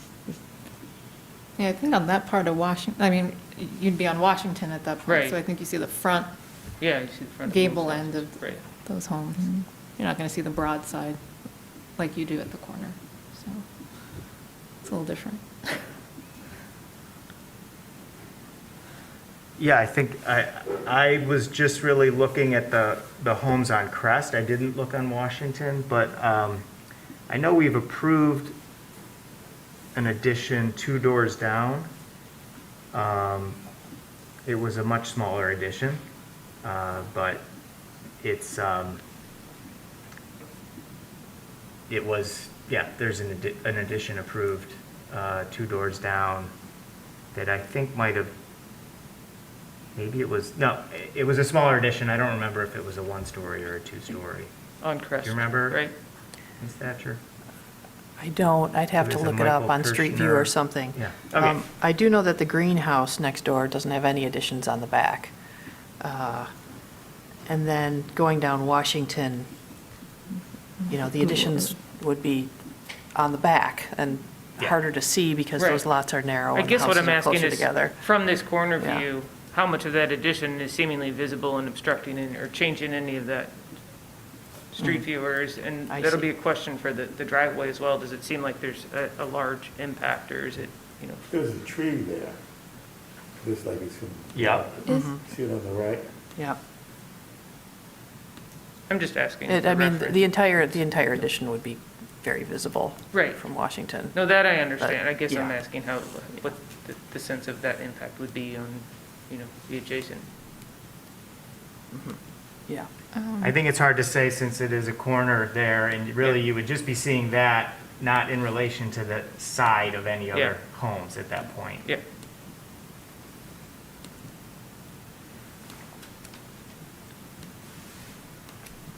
And you said that tree is where the proposed new curb cut is? Yeah, can we save that for the garage discussion? Sorry, yeah, Yeah. okay. I got distracted by looking at that photo.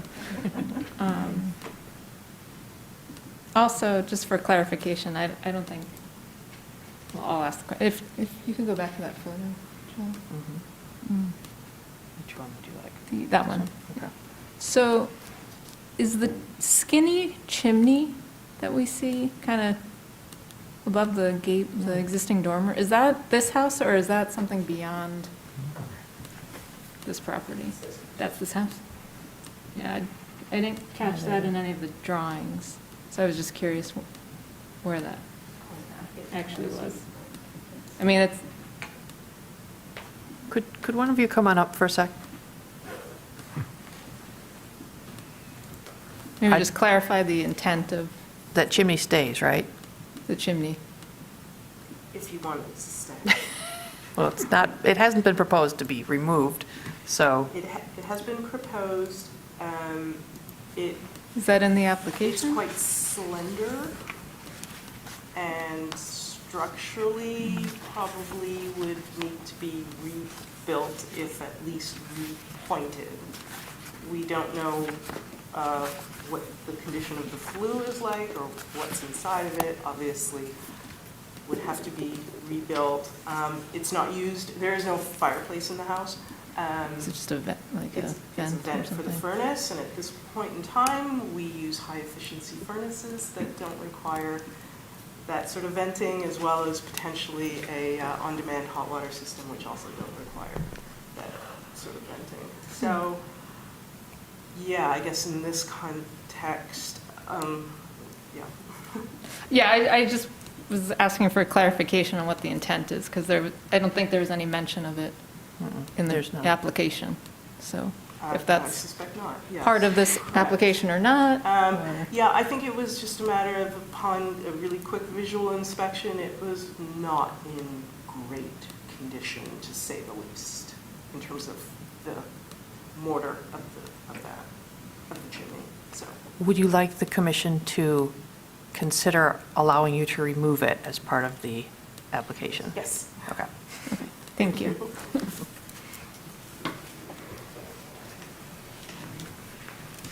Before you ask the review committee, I did not look at the chimney while I was out there, unfortunately, so Sure. I'll just No, I- answer that. Yeah. I agree, it's We quite should have though, slender. but we didn't, sorry. And maybe that's telling of its Well, I don't know. contribution of the Insignificance. features, yeah, or not.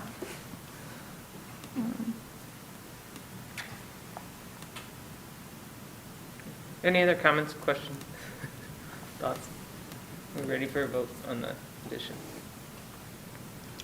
Do you guys want to deal with the chimney in the motion or not? Oh, Where? You want to add the chimney to the motion? Do you need to amend it, or did you already add it? I have not added it.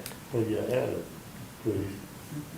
Commissioner Willis, are you okay if we add removal of the chimney to the? Unless you do it. Okay. do we have a photo of it? So, I mean, I see it Other here. than Can we this- zoom Other in than that, I on the don't photo and just Think, Does it do our show up best? in the? It was really In hard your- to see on Street View. Yeah, oh, it's, did you just, it's just these two photos Yeah. that show I it. kind of looked through the trees. It's like a original. furnace vent or a water heater vent. It's not a fireplace or a Right. Yeah. wood stove or a, I I'm looking on Google Earth. I see It's nothing got a little of cap on architectural it. It's- interest it's- about it. It's 16 inches by 16 inches. just, it's just for clean housekeeping here, the paperwork. for Yep. that. So, All right. I'm glad you brought that up, though. Seriously. Yeah.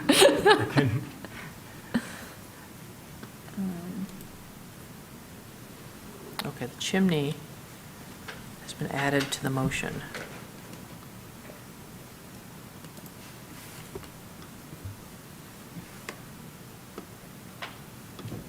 After as proposed, I added and removed the chimney.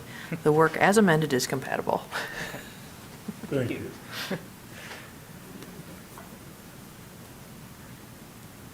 Any other further discussion on the addition portion? I mean, I'll just put in my 2 cents about the addition. I think that this house is, I said it was difficult that it was a corner house. All corner houses are difficult. I think adding to this difficulty is the very steep roof and the fact that, like so many of these houses, it's not a full 2-story house, right? It's a 1 1/2, or whatever, we can give it 1 3/4, maybe 1 1/2. It's 1 3/4. It's very difficult to add to a house like that, and I think that this proposal took all those challenges and tried to weigh differentiation versus compatibility, the steep roof, the 1 3/4 height, and came up with a clever solution to it that I think is meeting the standards. Thank you. Right. Bob says we're ready for a vote. Okay. All of those in favor of the motion, please say yes. Yes. Yes.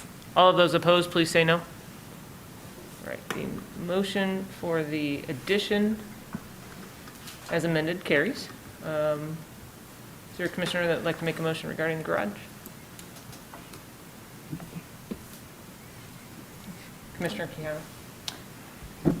I move that the commission issue a certificate of appropriateness for the portion of the application at 121 Crest Avenue, the contributing property in the Old West Side Historic District, to rotate the garage to face south instead of west and add a new asphalt driveway and curb cut from West Washington Street as proposed. The work is compatible in exterior design, arrangement, texture, material in relationship to the rest of the building and the surrounding area, and meets the Secretary of the Interior standards for rehabilitation and guidelines for rehabilitating historic buildings, in particular standards 2, 5, 9, and 10, and the guidelines for building site, as well as the Ann Arbor Historic District design guidelines, in particular the guidelines for residential accessory structures and paved areas. Second. Moved by Commissioner Quijano, seconded by Commissioner White. Who would like to start the discussion? I'm sorry, it seems so long ago, but could staff just reiterate what is at play here? Because I think that it is very specific in the standards of what you can and can't do. I just need a refresher. Certainly. Let's see. So standard number 2 says the historic character of a property will be retained and preserved. The removal of distinctive materials or alteration of features, spaces, and spatial relationships that characterize a property will be avoided. And staff feels that rotating the garage and relocating the driveway would significantly alter features, spaces, and spatial relationships of the site. And then per the Ann Arbor Historic District Design Guidelines, the change in appearance and the additional driveway does not match the historic configuration of the garage and driveway. That was the, sorry, my pages are messed up here. That was the design guideline that said, wow, I'm really messed up. There it is. There it is.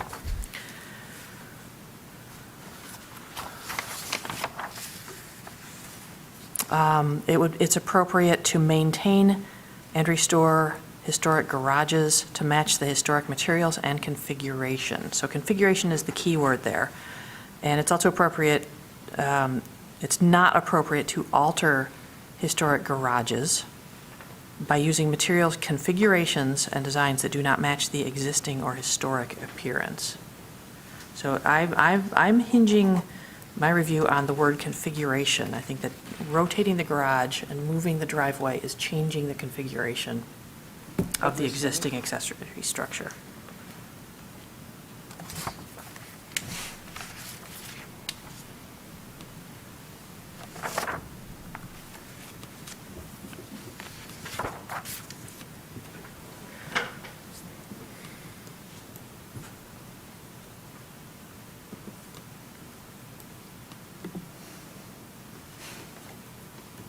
I think that word configuration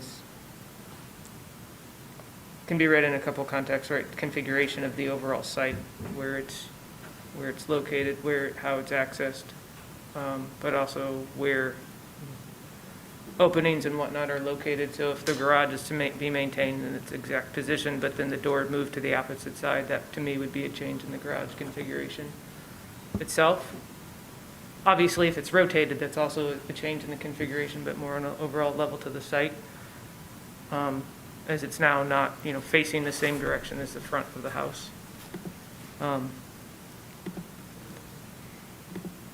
Again, I think this is a little bit,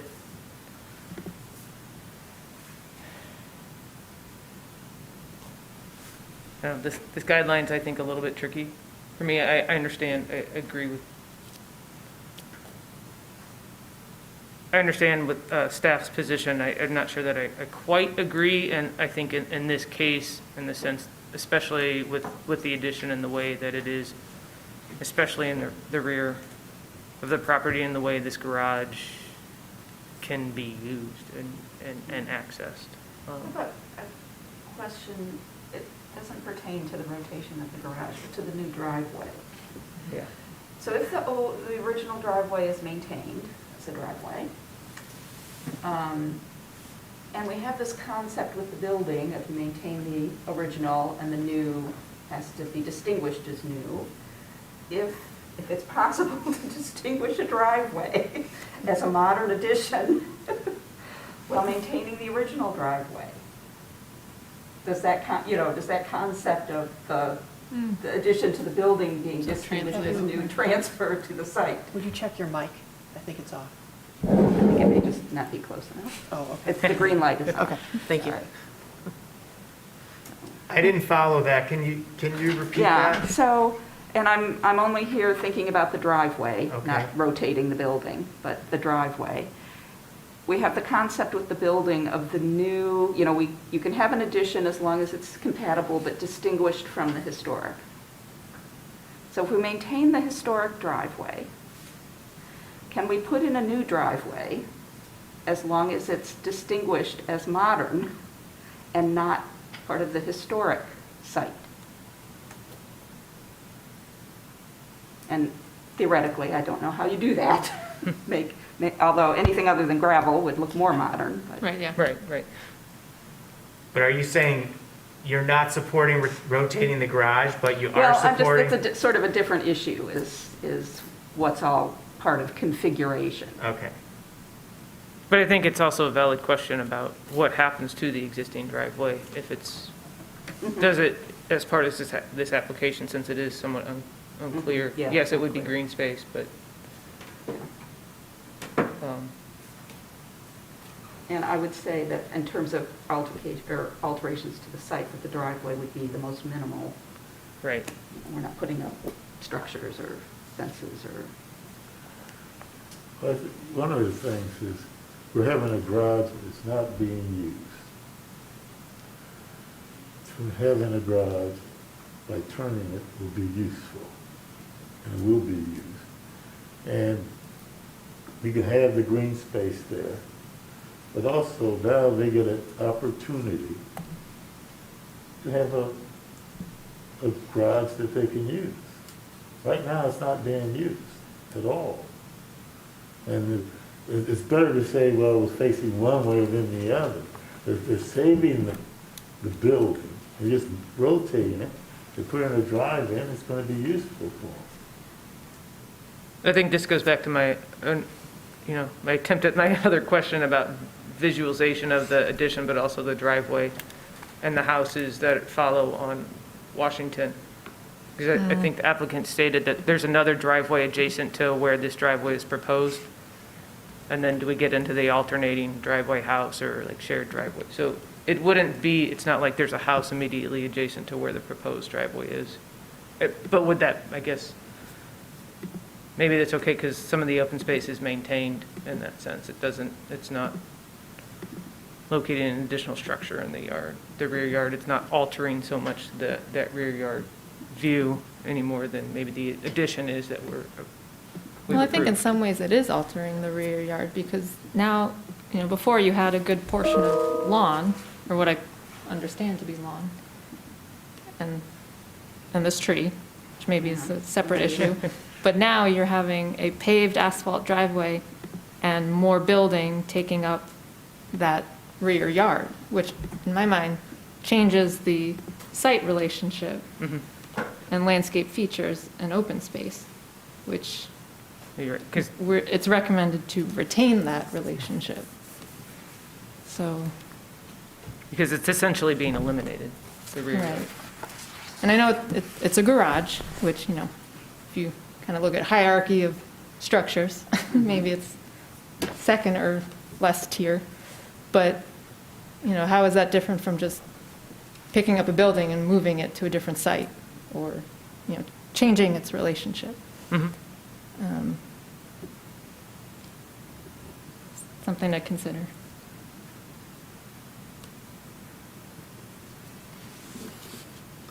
I guess the way I'm seeing the standards is that this is not appropriate, what's being asked. Just if it's not, it's clearly listed as not appropriate. I don't see a mitigating circumstance that would, in this instance, say, let's go against the standards and approve that. What I am seeing is maybe a possible conflict with the deck that we just approved.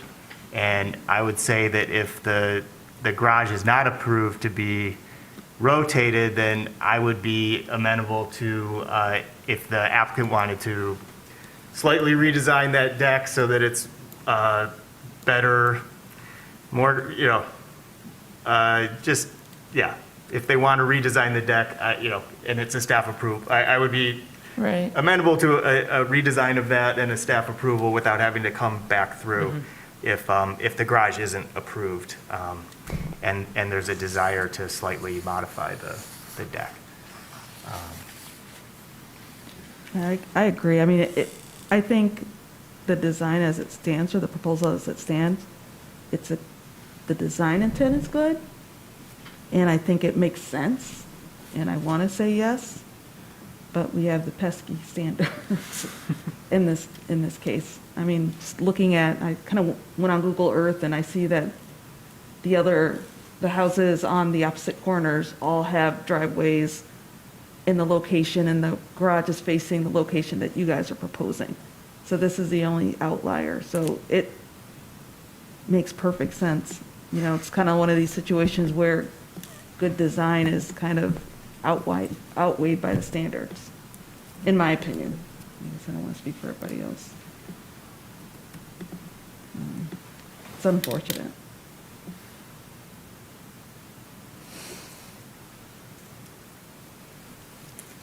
Any further discussion? We ready for a vote? Need to look at the motion again, sorry.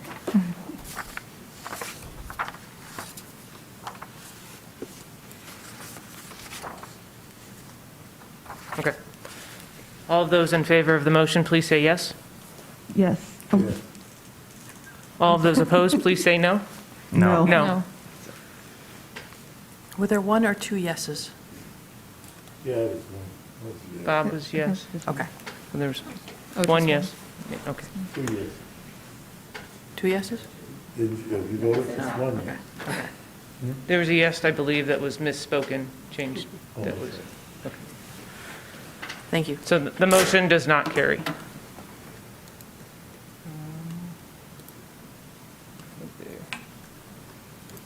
Sorry, I'm just looking to see if there's any additional comment.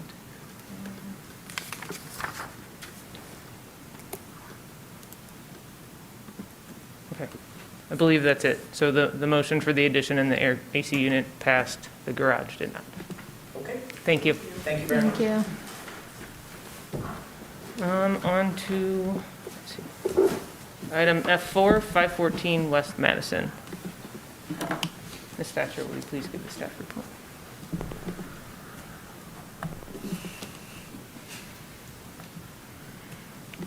Okay, for this one, I am going to let into the meeting the applicant and the homeowner that are here.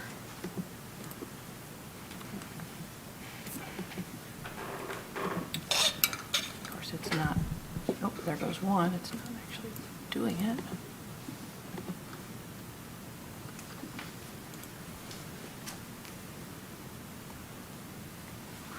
Bear with me, Adam, I'm trying to get you in.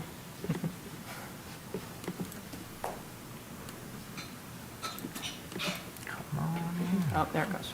Okay. All right. Share screen. This is 514 West Madison in the Oversight Historic District.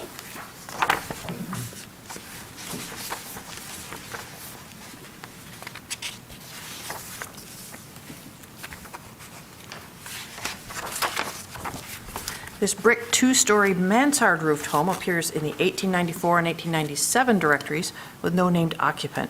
1898, it was the home of Emily and John Bonien. He was a laborer.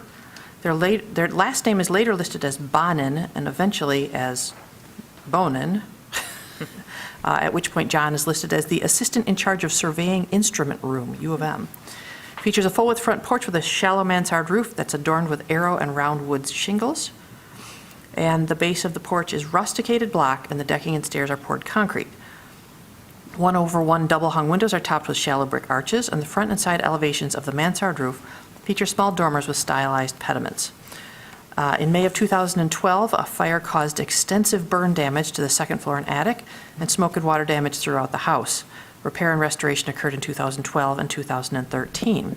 In 2013, the HDC approved an application to install a third-floor dormer that's facing the back of the house, and to change a window opening on a rear location. This site is on the north side of West Madison Street, west of 3rd and east of 4th Streets.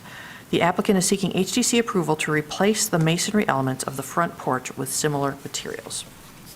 Okay. So this is a very unique front porch. There's not another one like it in Ann Arbor that I know of. It's constructed of rusticated CMU concrete masonry units, concrete blocks. Come on. Here's a photo from the application materials. You can see that the stairs and the deck are poured concrete slabs, and The wing walls and the wall of the porch and the ends of the walls of the porch are rusticated block. And then the columns, the porch posts sit on these piers or half columns that are square blocks instead of rectangles that are stacked up. There is certainly deterioration, as you would expect on a 130-year-old porch. I don't know if this porch was original to the house or not. It's certainly unique, and it's certainly from the period of significance. You can see that there has been degradation of these very exposed columns. These are almost smooth, and in a minute I'll show you the one that's in the best condition for what it probably originally looked like. You can see that the longer blocks also have deterioration. It's in certain spots. It's not that the whole thing is just falling apart, but there are areas of degradation. This is the pier that's against the wall on the east end of the porch, the far end of the porch, and this is the interior surface. This is probably the best preserved from the weather, and that's what it's closest to what they originally looked like. The concrete definitely has an appearance of the aggregate that you can see in it. The caps on these columns or piers are also showing quite a bit of wear. This is the front steps here on the right, and this is the slab leading to the front door. These are obviously newer when you're standing there up to this line than the other slabs that make up the concrete decking. I just included that in there by way of comparison. It looks like there used to be some sort of a coating on the deck, but I don't know what that was, and there's not much left of it. This is the deck. This chair is the same as this chair, just for reference, but you can see where on the wall block there are areas where the CMU is definitely eroding, and they are hollow blocks. And on some of them you can reach right in there, and it's pretty crumbly. The wing walls have some pretty serious deficiencies. That's a bad one. You can put your whole hand in there if you want.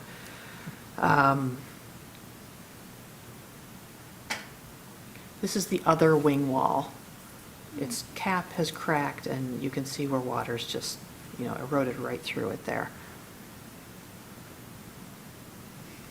The application states that the deck is pulling away from the wall. There are certainly spaces there, but I don't know that it's gotten a lot worse over time. Oh, these are neat masonry joints. You can see that they're raised. This is the far end that's in the bushes. I think that this detail has probably been lost with repointing on the other more visible parts. That's interesting. I hadn't noticed that before. And yep, there's a gap there. I don't know how severe that is and how much of a problem that is. This is the column that's in the worst condition because it has both a block with a crack and the cap is cracked. So the drawings have some errors. These are the existing conditions. It says 18 by 18 inch architectural block columns. They're actually 16 by 16. And the applicant corrected that in an email that I'll show you in a minute. It also says that the side walls are 8 by 16 inch architectural block. They're not, they're 8 by 20 inch. You can see that in the photos. These are the 16 inch blocks, and these are clearly wider. These are the 20 inch wall blocks. All of the masonry is proposed to be removed and then replaced, keeping the wooden elements, the wooden porch posts and everything above them. New poured concrete steps with 8 inch architectural block sidewalls, same footprint and look similar to existing. And there we've got the 18 inch again, which should say 16 inch. That's the proposed foundation plan.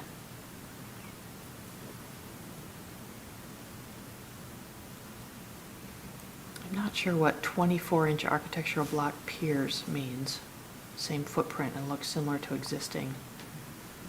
I'm not sure if that's a misstatement for 16 inches. And then there's a section view, a couple of them. The wing walls are shown there. They are in the same location and footprint. The proposed new block, it is a rusticated look. You're probably never going to match that existing rusticated look. I think this one, as these blocks go, is a better match than most that I've seen. We've seen a few porches come through with Fent block that's a little less rustic than this and a little more just angular, looking like little pieces have been planed off in the mold. I think that this one looks pretty good. So this is an email that Kyle Davis sent me day before yesterday, so it didn't get into the packet. But he said that they will be using, this was a result of the conversation that the review committee had with Adam, who also works for Dexter Block. Kyle confirms that they're proposing to use 16 by 8 by 8 inch block and 16-inch squares for the columns. To keep the original look as much as possible, we will miter our corners together to give the look of a solid 16 by 16-inch block. The base block will be slightly shorter than the existing, but will still keep the original style and look. Okay, so let's see. So Secretary of Interior Standards, I've already read to you 2, 9, and 10. Oop, just 2 and 9. From building site, it's recommended to identify, retain, and preserve building features that are important in defining its overall historic character. It's not recommended to introduce new construction that's visually incompatible in terms of size, scale, design, materials, color, and texture, or to destroy historic relationships on the site. From the guidelines for district or neighborhood setting, it's not recommended to remove or radically change those features which are important in defining the historic character. Note the word radically changing there. That's something you'll have to decide if what's proposed is radically changing the appearance. From the guidelines for masonry, it's recommended to identify, retain, and preserve masonry features that are important in defining the overall historic character of the building, such as walls, brackets, railings, cornices, window architraves, door pediments, steps, and columns, and details such as tooling and bonding patterns, coatings, and colors. It's not recommended to remove or radically change masonry features which are important in defining the overall historic character of the building, so the character is diminished, or to replace or rebuild a major portion of exterior masonry walls that could be repaired, so that as a result the building is no longer historic and is essentially new construction. It's recommended to repair masonry features by patching, piecing in, or consolidating using recognized preservation methods. Repair may also include the limited replacement in kind or with compatible substitute material of those extensively deteriorated or missing parts of masonry features when they are surviving prototypes. It's not recommended to replace an entire masonry feature, such as a cornice or balustrade, when repair of the masonry and limited replacement of deteriorated or missing parts is appropriate. It's also not recommended to use a substitute material that does not convey the visual appearance of the surviving parts of the masonry feature, or that is physically or chemically incompatible. All right. Moving on to a couple of staff comments. As I said before, this porch is very unique to the Old West Side because of the sculpted block elements, and they're bigger blocks, and I think that that's important to note in this application. They were most likely cast on site as the porch was being built. The decking and the caps on each pier and wing are 4-inch concrete. So I can't recommend approval of this application as proposed with the clarification that came in a couple days ago via email, because the blocks don't match the size of the existing blocks. I think it's very important to the character of the porch that these are oversized, and that's on purpose. It's to make them look more like big stones. And somebody at some point said, yeah, we're not going to use the standard size, we're going to go big. And also that these columns are a very unique style, and they're the only example that I know of square concrete masonry units stacked up like that or used anywhere in the Old West Side Historic District. So I think at a minimum, What's needed is for only the deteriorated parts to be replaced with a better match in terms of size for these concrete blocks. I also feel like this pier has a crack that could possibly, an experienced mason could repair that, and a new cap be placed on top of this to keep, water out. And that the other piers are in pretty good condition. None of them are in great condition because they're old and they're CMU and they're worn down by the weather. But I really didn't see any signs on the review committee visit that these piers in particular cannot remain and be worked around. The walls are a little different. Some places are okay, some places are just bad. So staff recommends that if the walls are allowed to be replaced, that they be replaced in concrete masonry units that are the same dimensions, and that the piers remain. And I realize that it's going to be difficult to leave those and demo everything around it, but I don't think that that's an impossible task. And I look forward to the commissioners' opinions on this. Thank you. Thank you, Ms. Detcher. Commissioners Rockland and Ross, will you please give your review committee report? I can start. So I appreciate and wholeheartedly agree with staff's perception of the situation. So going out there, clearly the porch did have some condition issues.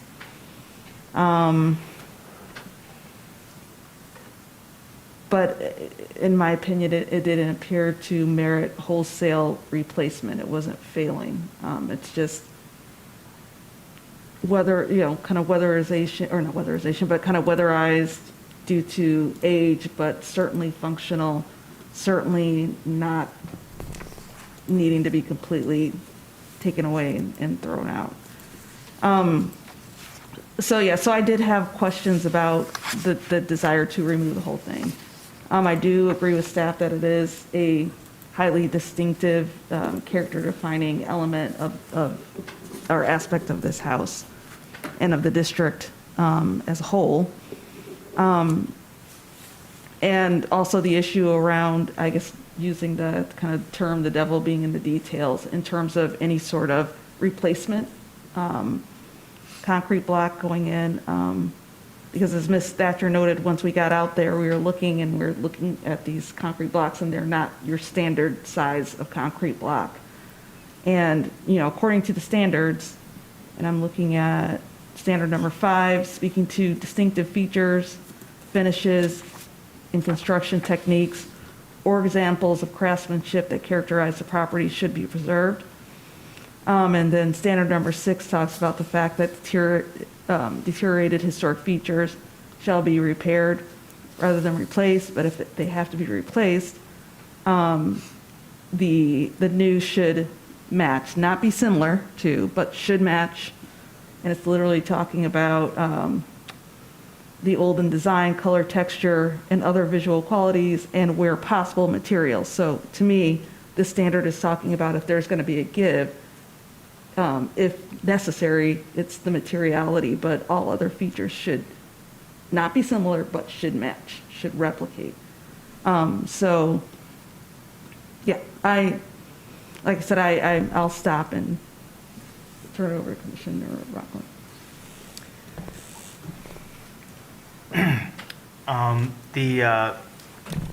I don't have much to add. I will just say that I will agree with what I've heard, that this is a very unique porch, and it's unique because of these very large and uniquely shaped CMUs, concrete masonry units that were used to build the piers and the walls.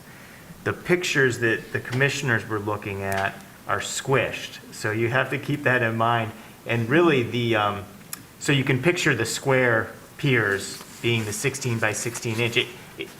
As you're walking up, you're just assuming that they're 2 blocks with a vertical joint in between. And then as you walk around the pier, you realize there's no vertical joint. It's not 2 blocks. It's one giant block.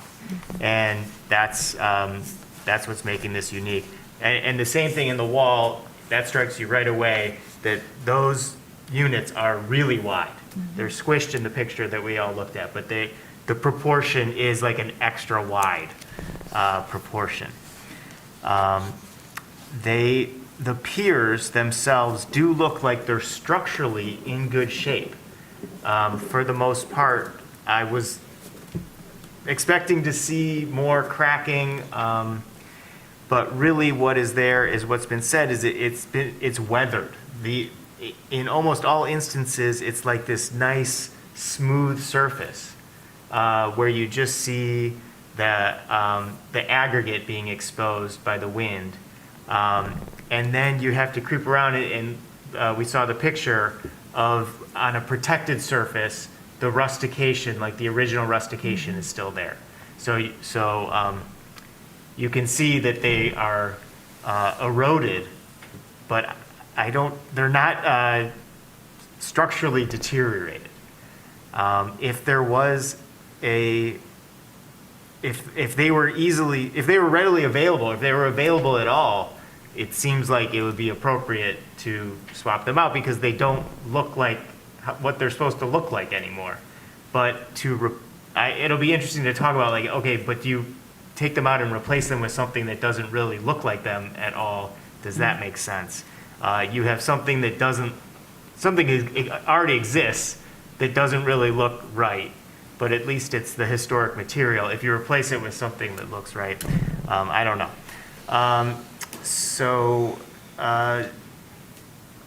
Let me think. The wing walls, you saw those are deteriorated and need to be replaced. And then the stairs and the decking, it's a little weird. Like there's a bullnose detail on the stairs, like the treads, the nosing of the treads are a bullnose detail, and the overhang of where would be the decking part of the porch is a flat detail, like you can see in the picture there. So that's just more evidence that those two pieces are from two different time periods, and they're deteriorated, and they're not necessarily unique. So I feel like replacing the flooring and the stairs is less of an issue to discuss. That's it. Okay. Thank you, Commissioners. Is the applicant online? Or is the applicant present? Yes, the applicants are online. Okay. Would the applicant please unmute your microphone, turn on your video if possible, and provide your name and address for the record? You'll have up to 5 minutes to speak if you have anything you'd like to add to the report. Sure. My name is Zachary Moan of 514 West Madison. My wife Shannon and I bought the house in 2017. It looked a lot different than it does now. If you want to compare the photo in the staff report to the photos you've seen of the porch, we've put significant time and money into a house that was frankly a dump when we moved in. The concern that's being overlooked in all of this is that the structural stability of the porch is a problem. So if we need to have a structural engineer opine as to the fact that it is collapsing, I can provide that for a future meeting.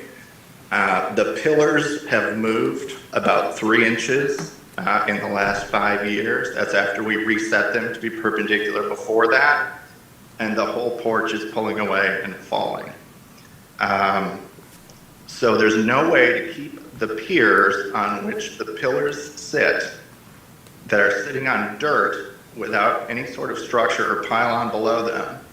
The pressure from that roof and those pillars cannot be supported by effectively sand block with no pylons underneath them. And that is fundamentally the problem, not so much the deterioration of the brick itself. And so that's really our case. I mean, I renovated a whole house on Murray. We've done a lot of historic stuff. I get it. I understand it. We've been very careful with the house. We've been very respectful of everything with the house. But this particular issue. I mean, it's not repairable. So if we have to wait till it falls over, or if you want us to try to replace the floor, in which case the whole thing's going to fall over anyway, and then we'll be replacing it because it's not there. We can go down that road, but it's fundamentally a matter of time until those get replaced, and it can be now or later. I guess that's really all I got. Okay, thank you. Commissioners, do you have any questions for the applicant? So I do have one question. Was there consideration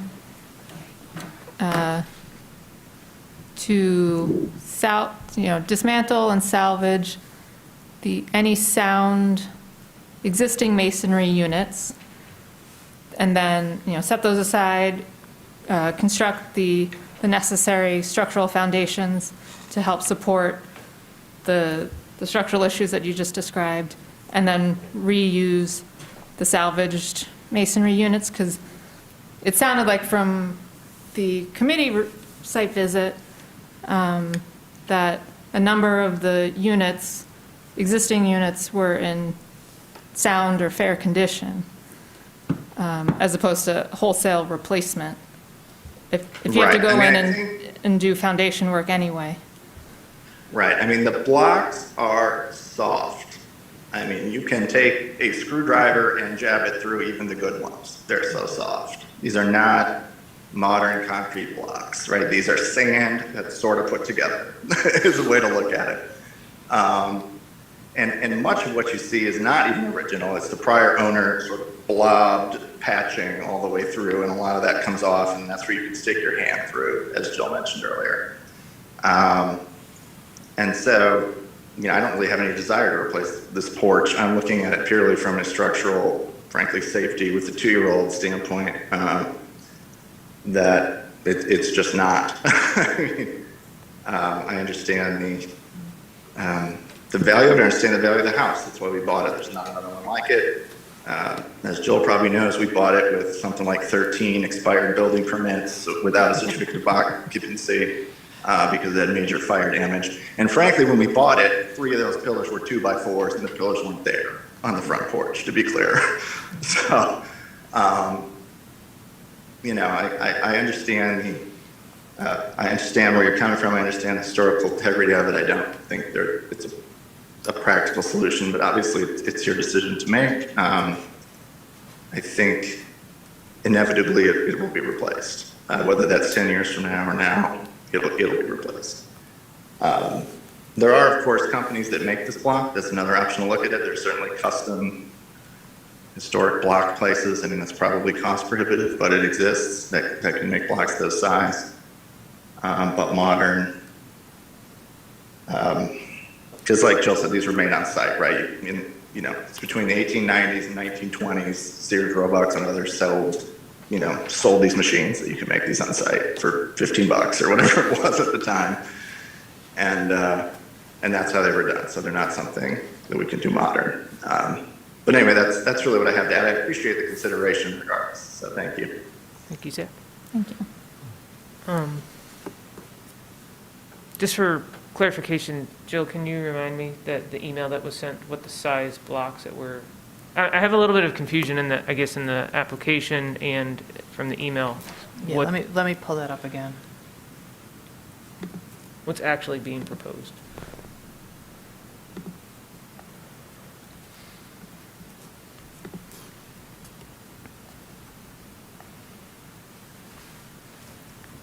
I was also confused. Thank you. I think because there were some inconsistencies I know. amongst the different pages, so. Right. So the wall block is 8-inch by 20-inch. Okay. And the column block is 16 by 16 by 8 right now. 8 high, okay, The so they're both historic. 8 high. Okay. So those would be single units. That's for what's the piers. existing, you're saying? The existing. Right. Yep. Okay, so what's The existing proposed? piers are 16 by 16 square by 8.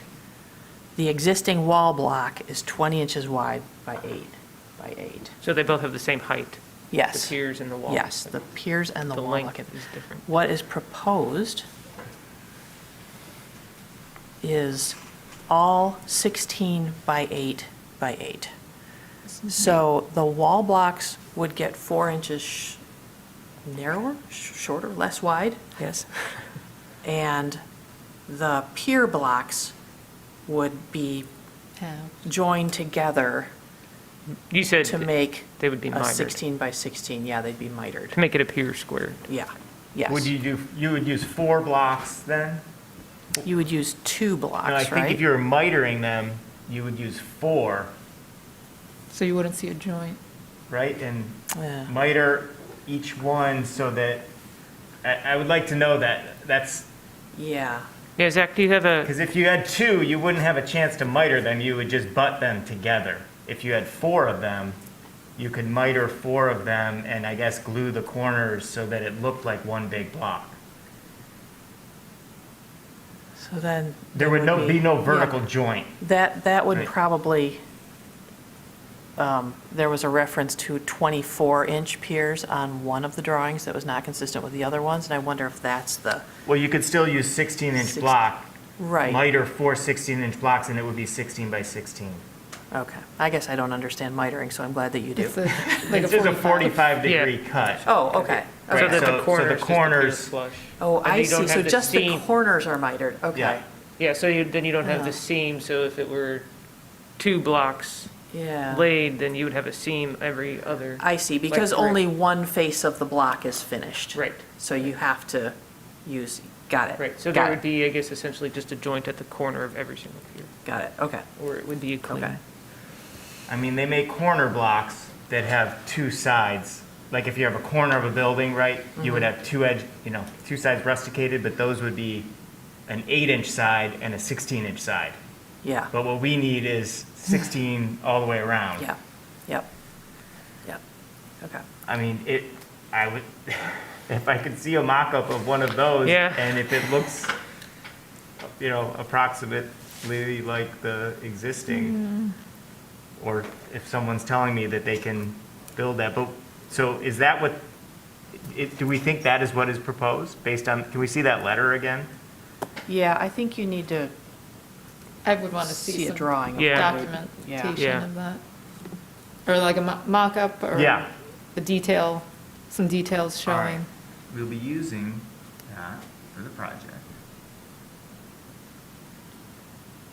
To keep with the original look as much as possible, those will miter our corners together to give the look of a solid 16 by 16 block.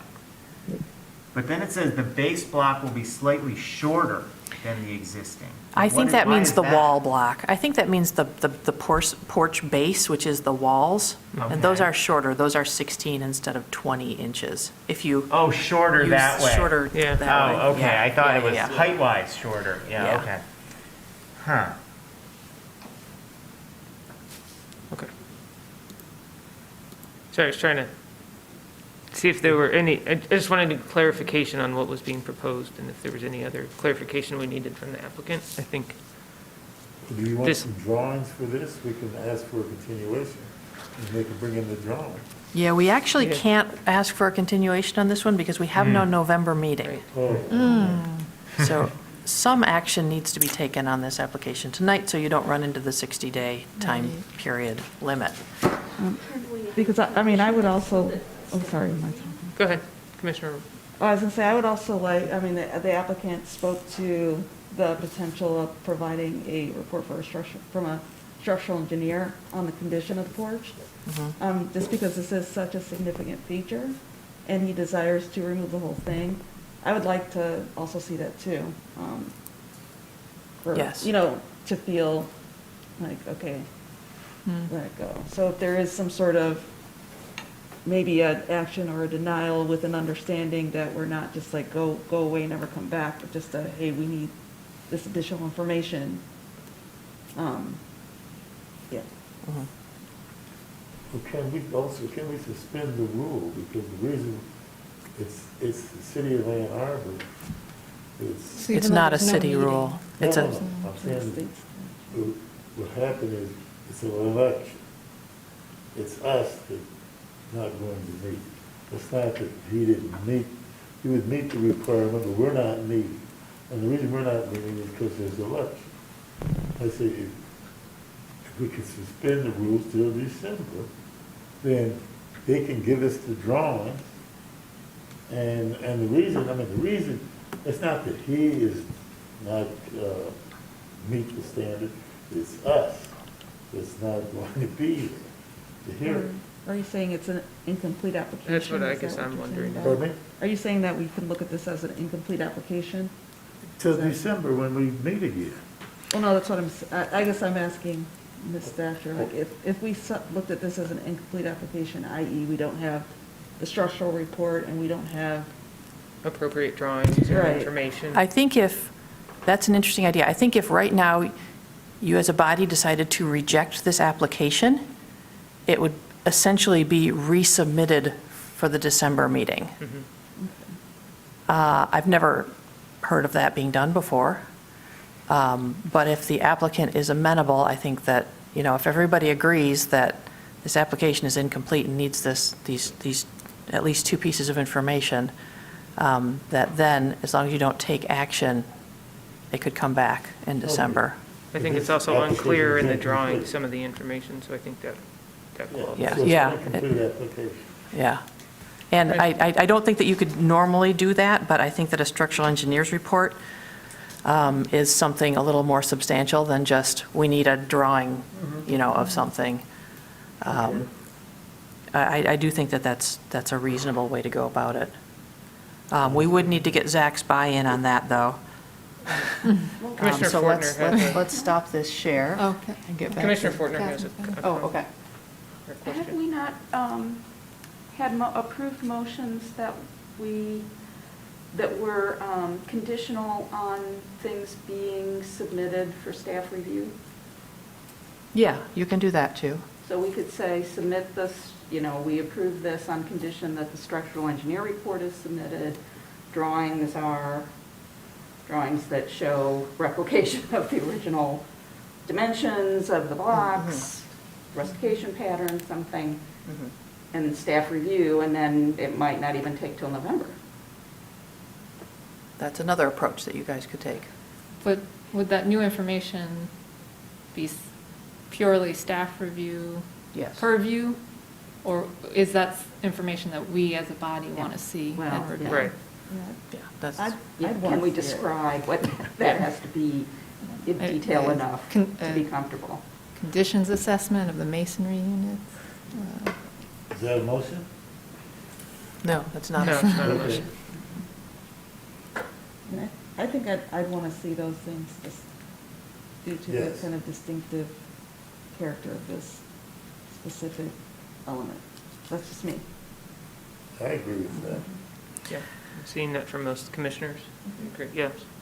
So Zach, this is rather a creative approach, but if you are amenable to getting the commission more information on what those mitered piers would look like, and also a structural engineer report, that would increase their comfort level immensely with replacing, more of the materials that are there. If you are amenable to that, you would essentially be withdrawing your application right now and then resubmitting it.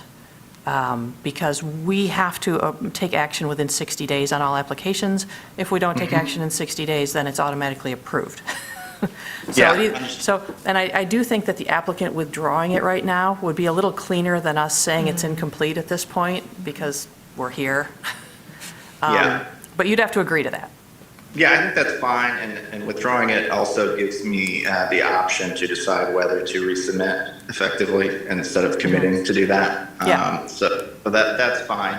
I mean, Okay. I can also, if it's helpful, provide photos of, I think, 3 other porches that have the same pillars and the same block structure that have been replaced and are completely new, with new block on the old west side. So to the extent that's helpful, I think one of them was done in the last couple of years. One of them's on Liberty by the Big Ba Field entrance, has almost exactly the same porch, but has been completely replaced and has really bad miters on this, on those, not what you want. They're sort of the really 90-degree, like ugly miters. But it does exist. It is unique in its own way, but the idea of those pillars supported on those block pylons exists on the old west side for sure. So Okay. I appreciate, I will voluntarily withdraw and decide whether to resubmit. I don't think it impacts the project because I think we're kind of out of season anyway at this point in terms of weather to get it done. So Okay. it would bring to actually do the work at this point. Okay. Can I just add one more point that I'd be curious in seeing is just how you're going to replicate the 20-inch wide blocks too. That was another sticking point that we were having. Yeah, the other porches like this that have been replaced in the neighborhood do 16 and 4, 16 and 4. They don't do a solid 20. I can flip photos of that. I'm not suggesting that's how I want to do it, because I think that's actually much like the bad miter I just discussed, but that is how they've done it on other porches on the Old West Side that have been replaced. Okay. Thank you. Thank you, Zach. Thank you, Zach. I mean, I'd actually see if you can get that block made, because I agree it would be better if done that way if we could, but I don't know what that looks like in reality. So thank you all for your consideration. I'll withdraw and resubmit with needed information in the future if I decide to do that. I'm just going to leave your application in our stream system, so we can just go back to it. You know, if you decide to resubmit in the next 6 months, then we'll close it out later if you don't proceed. Okay, yeah, and if I decide not to, I can confirm with you, Jill, via email, just so you know. Okay. We can close. That'd be great. All right. Thank you, Zach. Thank you. Okay. Thank you, Commissioners. On to item F5, 543 Detroit Street. This application has been postponed. We will hold a public hearing. So we'll now open that. This is an opportunity for people to speak for up to 3 minutes about the posted application at 543 Detroit Street. You can call 877-853-5247 and enter meeting ID 965-3669-9762.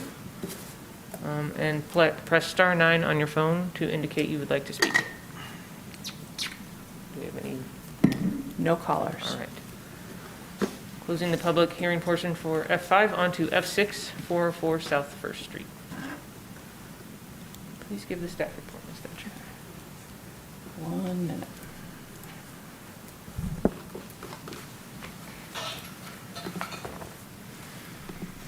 Oh, come on. There we go.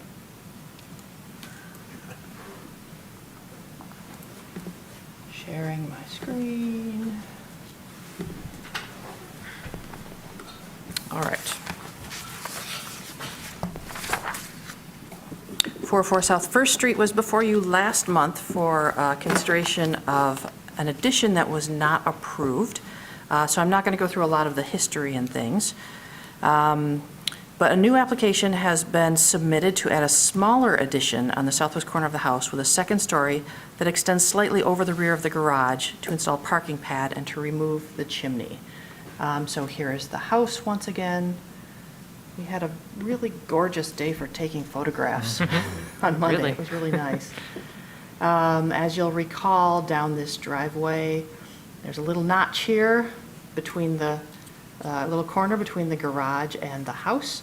And this is where an addition that's similarly sized to the one that you guys considered last month would be constructed. It would be a 2-story addition, pretty much mostly over this back corner though, and a little bit out over the very back of the garage.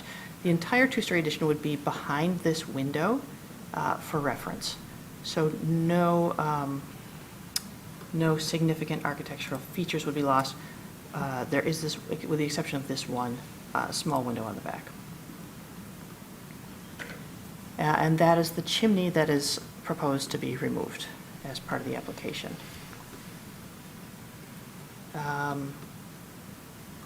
So here is the proposed first floor plan. The gray area is the new ADA restroom that's required for a commercial use, which this building is proposed to be used for mainly office with some residential.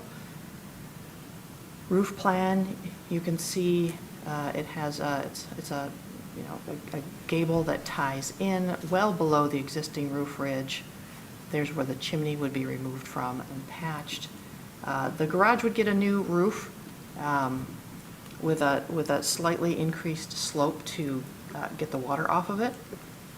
And you can see on this slide how, so I'm having trouble with my mouse, how the garage extent is here, but the second floor extends slightly over the garage. It's not, the front wall here extends down to the garage roof, but there's a plenum space, a dead space between the addition and the roof of the garage.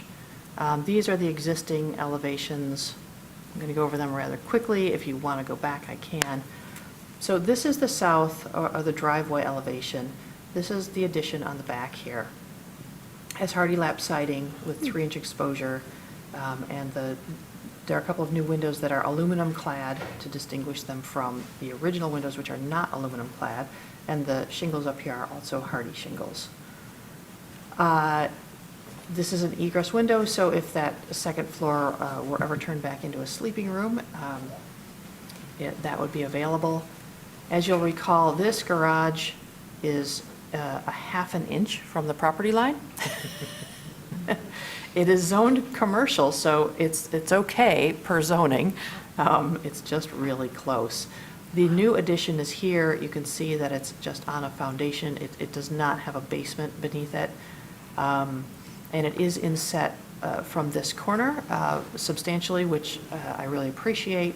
And it's inset a little bit less from this back garage corner, but this wall is just, it's just getting enough space on that first floor was very difficult, but they were able to inset it, which I appreciated.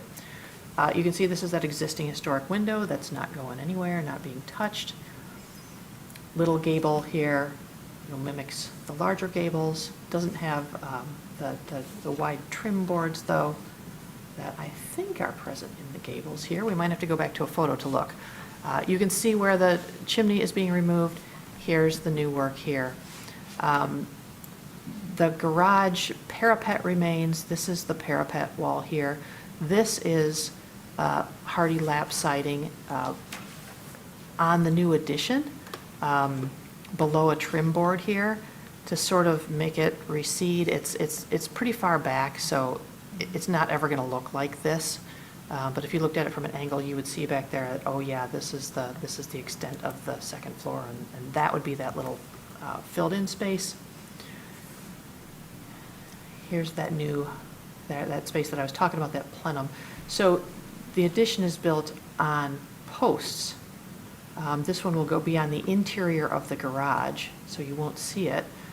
And this is the second floor office space with a little gable. So I've already read the Secretary of the Interior standards, all of these.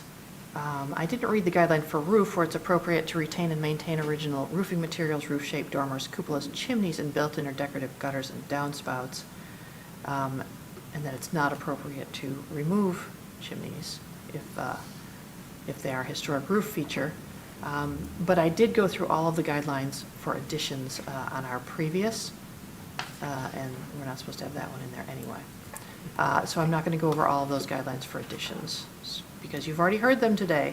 So staff does think that this is a much more reasonable approach to this addition, and that it's located in the correct place, and it's sized appropriately. It doesn't interfere with historic materials to the extent possible, keeps these windows, keeps the garage reading as a garage with just a small overhang here on the back, and staff does recommend approval of the application. Thank you. Thank you, Ms. Thatcher. Commissioners Ross and Rockland? I think this will be a quick one. So yes, I agree with staff's interpretation of the situation. So when you're out there, it is funny, you do see this really little tiny space in the back of the garage where the new addition will kind of be notched, just located in the garage. And I believe last month when they were talking about putting the bathroom, was the bathroom in that location? Mm-hmm. Yeah. So I feel like as a commission, we were okay with the bathroom being over there. So I do appreciate the fact that the applicant and the architect took our issues into consideration, and then came back with a thoughtful redesign of really kind of pushing the second story back to where they had proposed the garage. So to me, I felt like this is definitely a case where the applicant and the architect was looking at kind of providing what they needed, but in a very minimal way, just make it functional. And I guess this goes back to Commissioner Rockland. You've got the cross-gabled situation where the roof of the new addition is set lower, well lower than the main roof line. And yeah, I think it's a very well thought out proposal for a new two-story addition on this property. I agree 100% with that.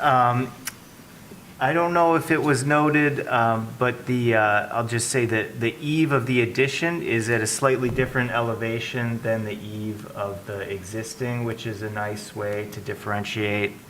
And I just think that I've said it already tonight, that corner houses are difficult, but this just does a really good job of getting, just what they needed and appropriately adding on to a corner house.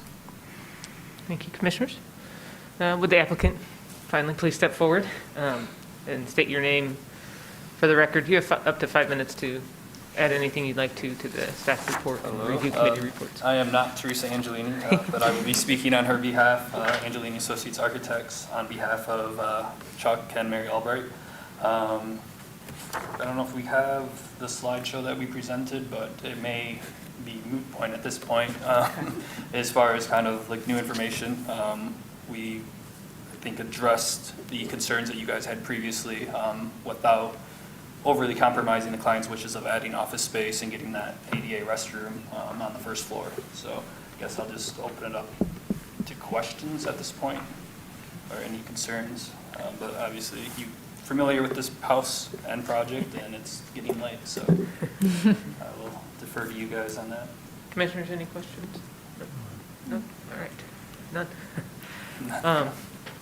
Like they've said, I think this one seems pretty straightforward. Okay. Thank you. I'll open up for public comment. If this is an opportunity for people to speak for up to 3 minutes on the application at 404 South First Street. We have no Zoom attendees anymore. All right. So public hearing is closed for this application. Is there a commissioner that would like to make a motion? Commissioner Fortner, thank you.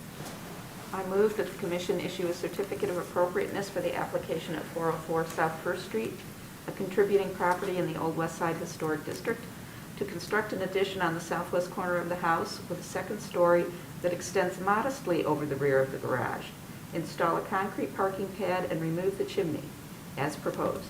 The work is compatible in exterior design, arrangement, texture, material, and relationship to the rest of the building and the surrounding area, and meets the Secretary of the Interior standards for rehabilitation and guidelines for rehabilitating historic buildings, in particular standards 2, 5, 9, and 10, and the guidelines for additions, as well as the Ann Arbor Historic District Design Guidelines, in particular the guidelines for additions. Support. Moved by Commissioner Fortner, seconded by Commissioner White. Is there a discussion on the motion? I just want to reiterate, I also appreciate the applicant and their team taking into consideration our concerns, and looks like they clearly heard us, and it looks like a great meeting of the minds and compromise between the client's wishes and being respectful of the historic resource. So. Thank you. Great. Ready for a vote? All of those in favor, please say yes. Yes. Yes. All of those opposed, please say no. Great. The motion carries. Your application has been approved. Please note you must apply for any permits before beginning work on your project. Thank you for your patience. Thanks, Rob. Thank you for accommodating. I know I'm getting back in. Appreciate it, and have a good night. You too. Thanks. Thank you. All right. That was the last hearing. On to item G, new business. I believe there is no new business on tonight's agenda. Yes, there is. Is there? Oh, And your election of office. Right over that. I'm just breezing right over that. And your election of office. We got through I'm that. looking at my notes, not the. Bob, you're the nominating committee, I believe. Yes, Anna, would you like to continue being exhibit. Do I have to decide tonight? You have to decide. Voting tonight? We as a body are voting tonight? I could continue. Pardon me? I could continue. Okay. David's shaking his head, yes. Okay, by bylaws, everyone, the people that are officers will continue as officers, because you can be in for 2 years in a row. Then you have to go up. So, anybody else would like to be an officer? We have a slate here. We have chairperson, vice chair, and secretary. And they are Anna Epperson as chairperson. We have Dave Rockland as vice chair, and Jessica Kiana as Perfect. secretary. Would anybody else like to be an officer? We only have 3, but it's open if you'd like to nominate yourself. If not, there's no objection. You do need to vote. That's what I'm saying. With Yeah. no objections, or we could vote. Yeah, we Well, could it vote. does say, Let's it vote. says in the bylaws that you have to vote. All in favor of Of that the slate, slate. yeah. Please vote. Yes? Yes, Yes. yes. Vote no or nay. It's a unanimous decision here. Thank you, Thank you officer. very retain our much, position. everyone, for accepting your position.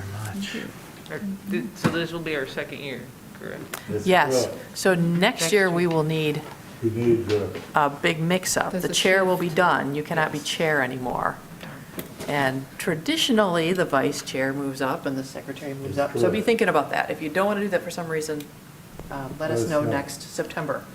and then the next person who's eligible is the one based on the seniority. Well, it's whoever wants to do it, really. Whoever's You don't have to do it. Whoever's willing. existing. You Whoever don't would have like to to. do it, Traditionally. traditionally, yeah. It could change at any moment. This is a board that likes tradition. Thank you all. I'm looking at the old minutes. Jeez. You sure you want me as chair? I was just, Yes. thank you, Anna. You're Yeah. Any You've other been new steering- business that I may have overlooked? No, that's it. Okay. guiding us well. Item H, approval of minutes. So we did receive August and September minutes. Has everyone had a I chance to didn't take a receive look? them, but I can get them someday. They were sent virtually. Yeah, Yeah, sorry. that's okay. Those came out late, Bob. No problem. Did everyone have a chance to review?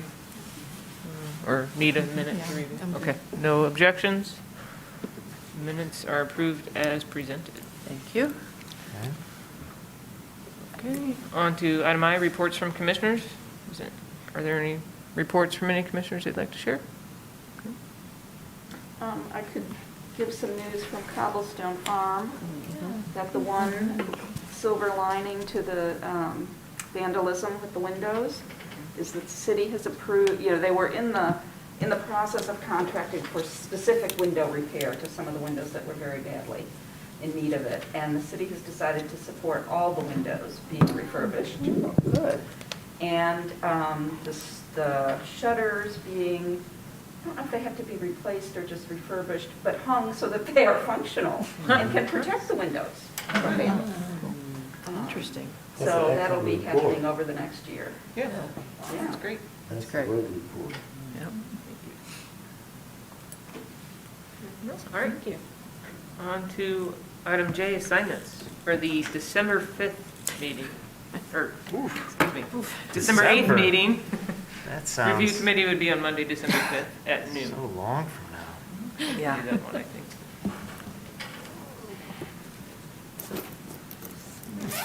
Any volunteers? Yeah, my hand was in there. I volunteer. Okay. we I have can that. do that one You were as well. so shy about it. I'm sorry, Anna, did you just? Yeah. Say you can? Yes. Okay. Bev and I Anna, thank you. volunteer. Thank you both. Excellent. I promise the weather will be good. Yeah, right. Yeah, right. I put it in now before I forget. Yeah, that's a good idea. At noon. Right. On to item K, reports from staff. There wasn't No reports. anything No. formally? Okay. L, concerns of commissioners. Is there any concerns to share? Communications, No communications. and on to adjournment. I now adjourn the October 13th meeting of the Ann Arbor Historic District Commission.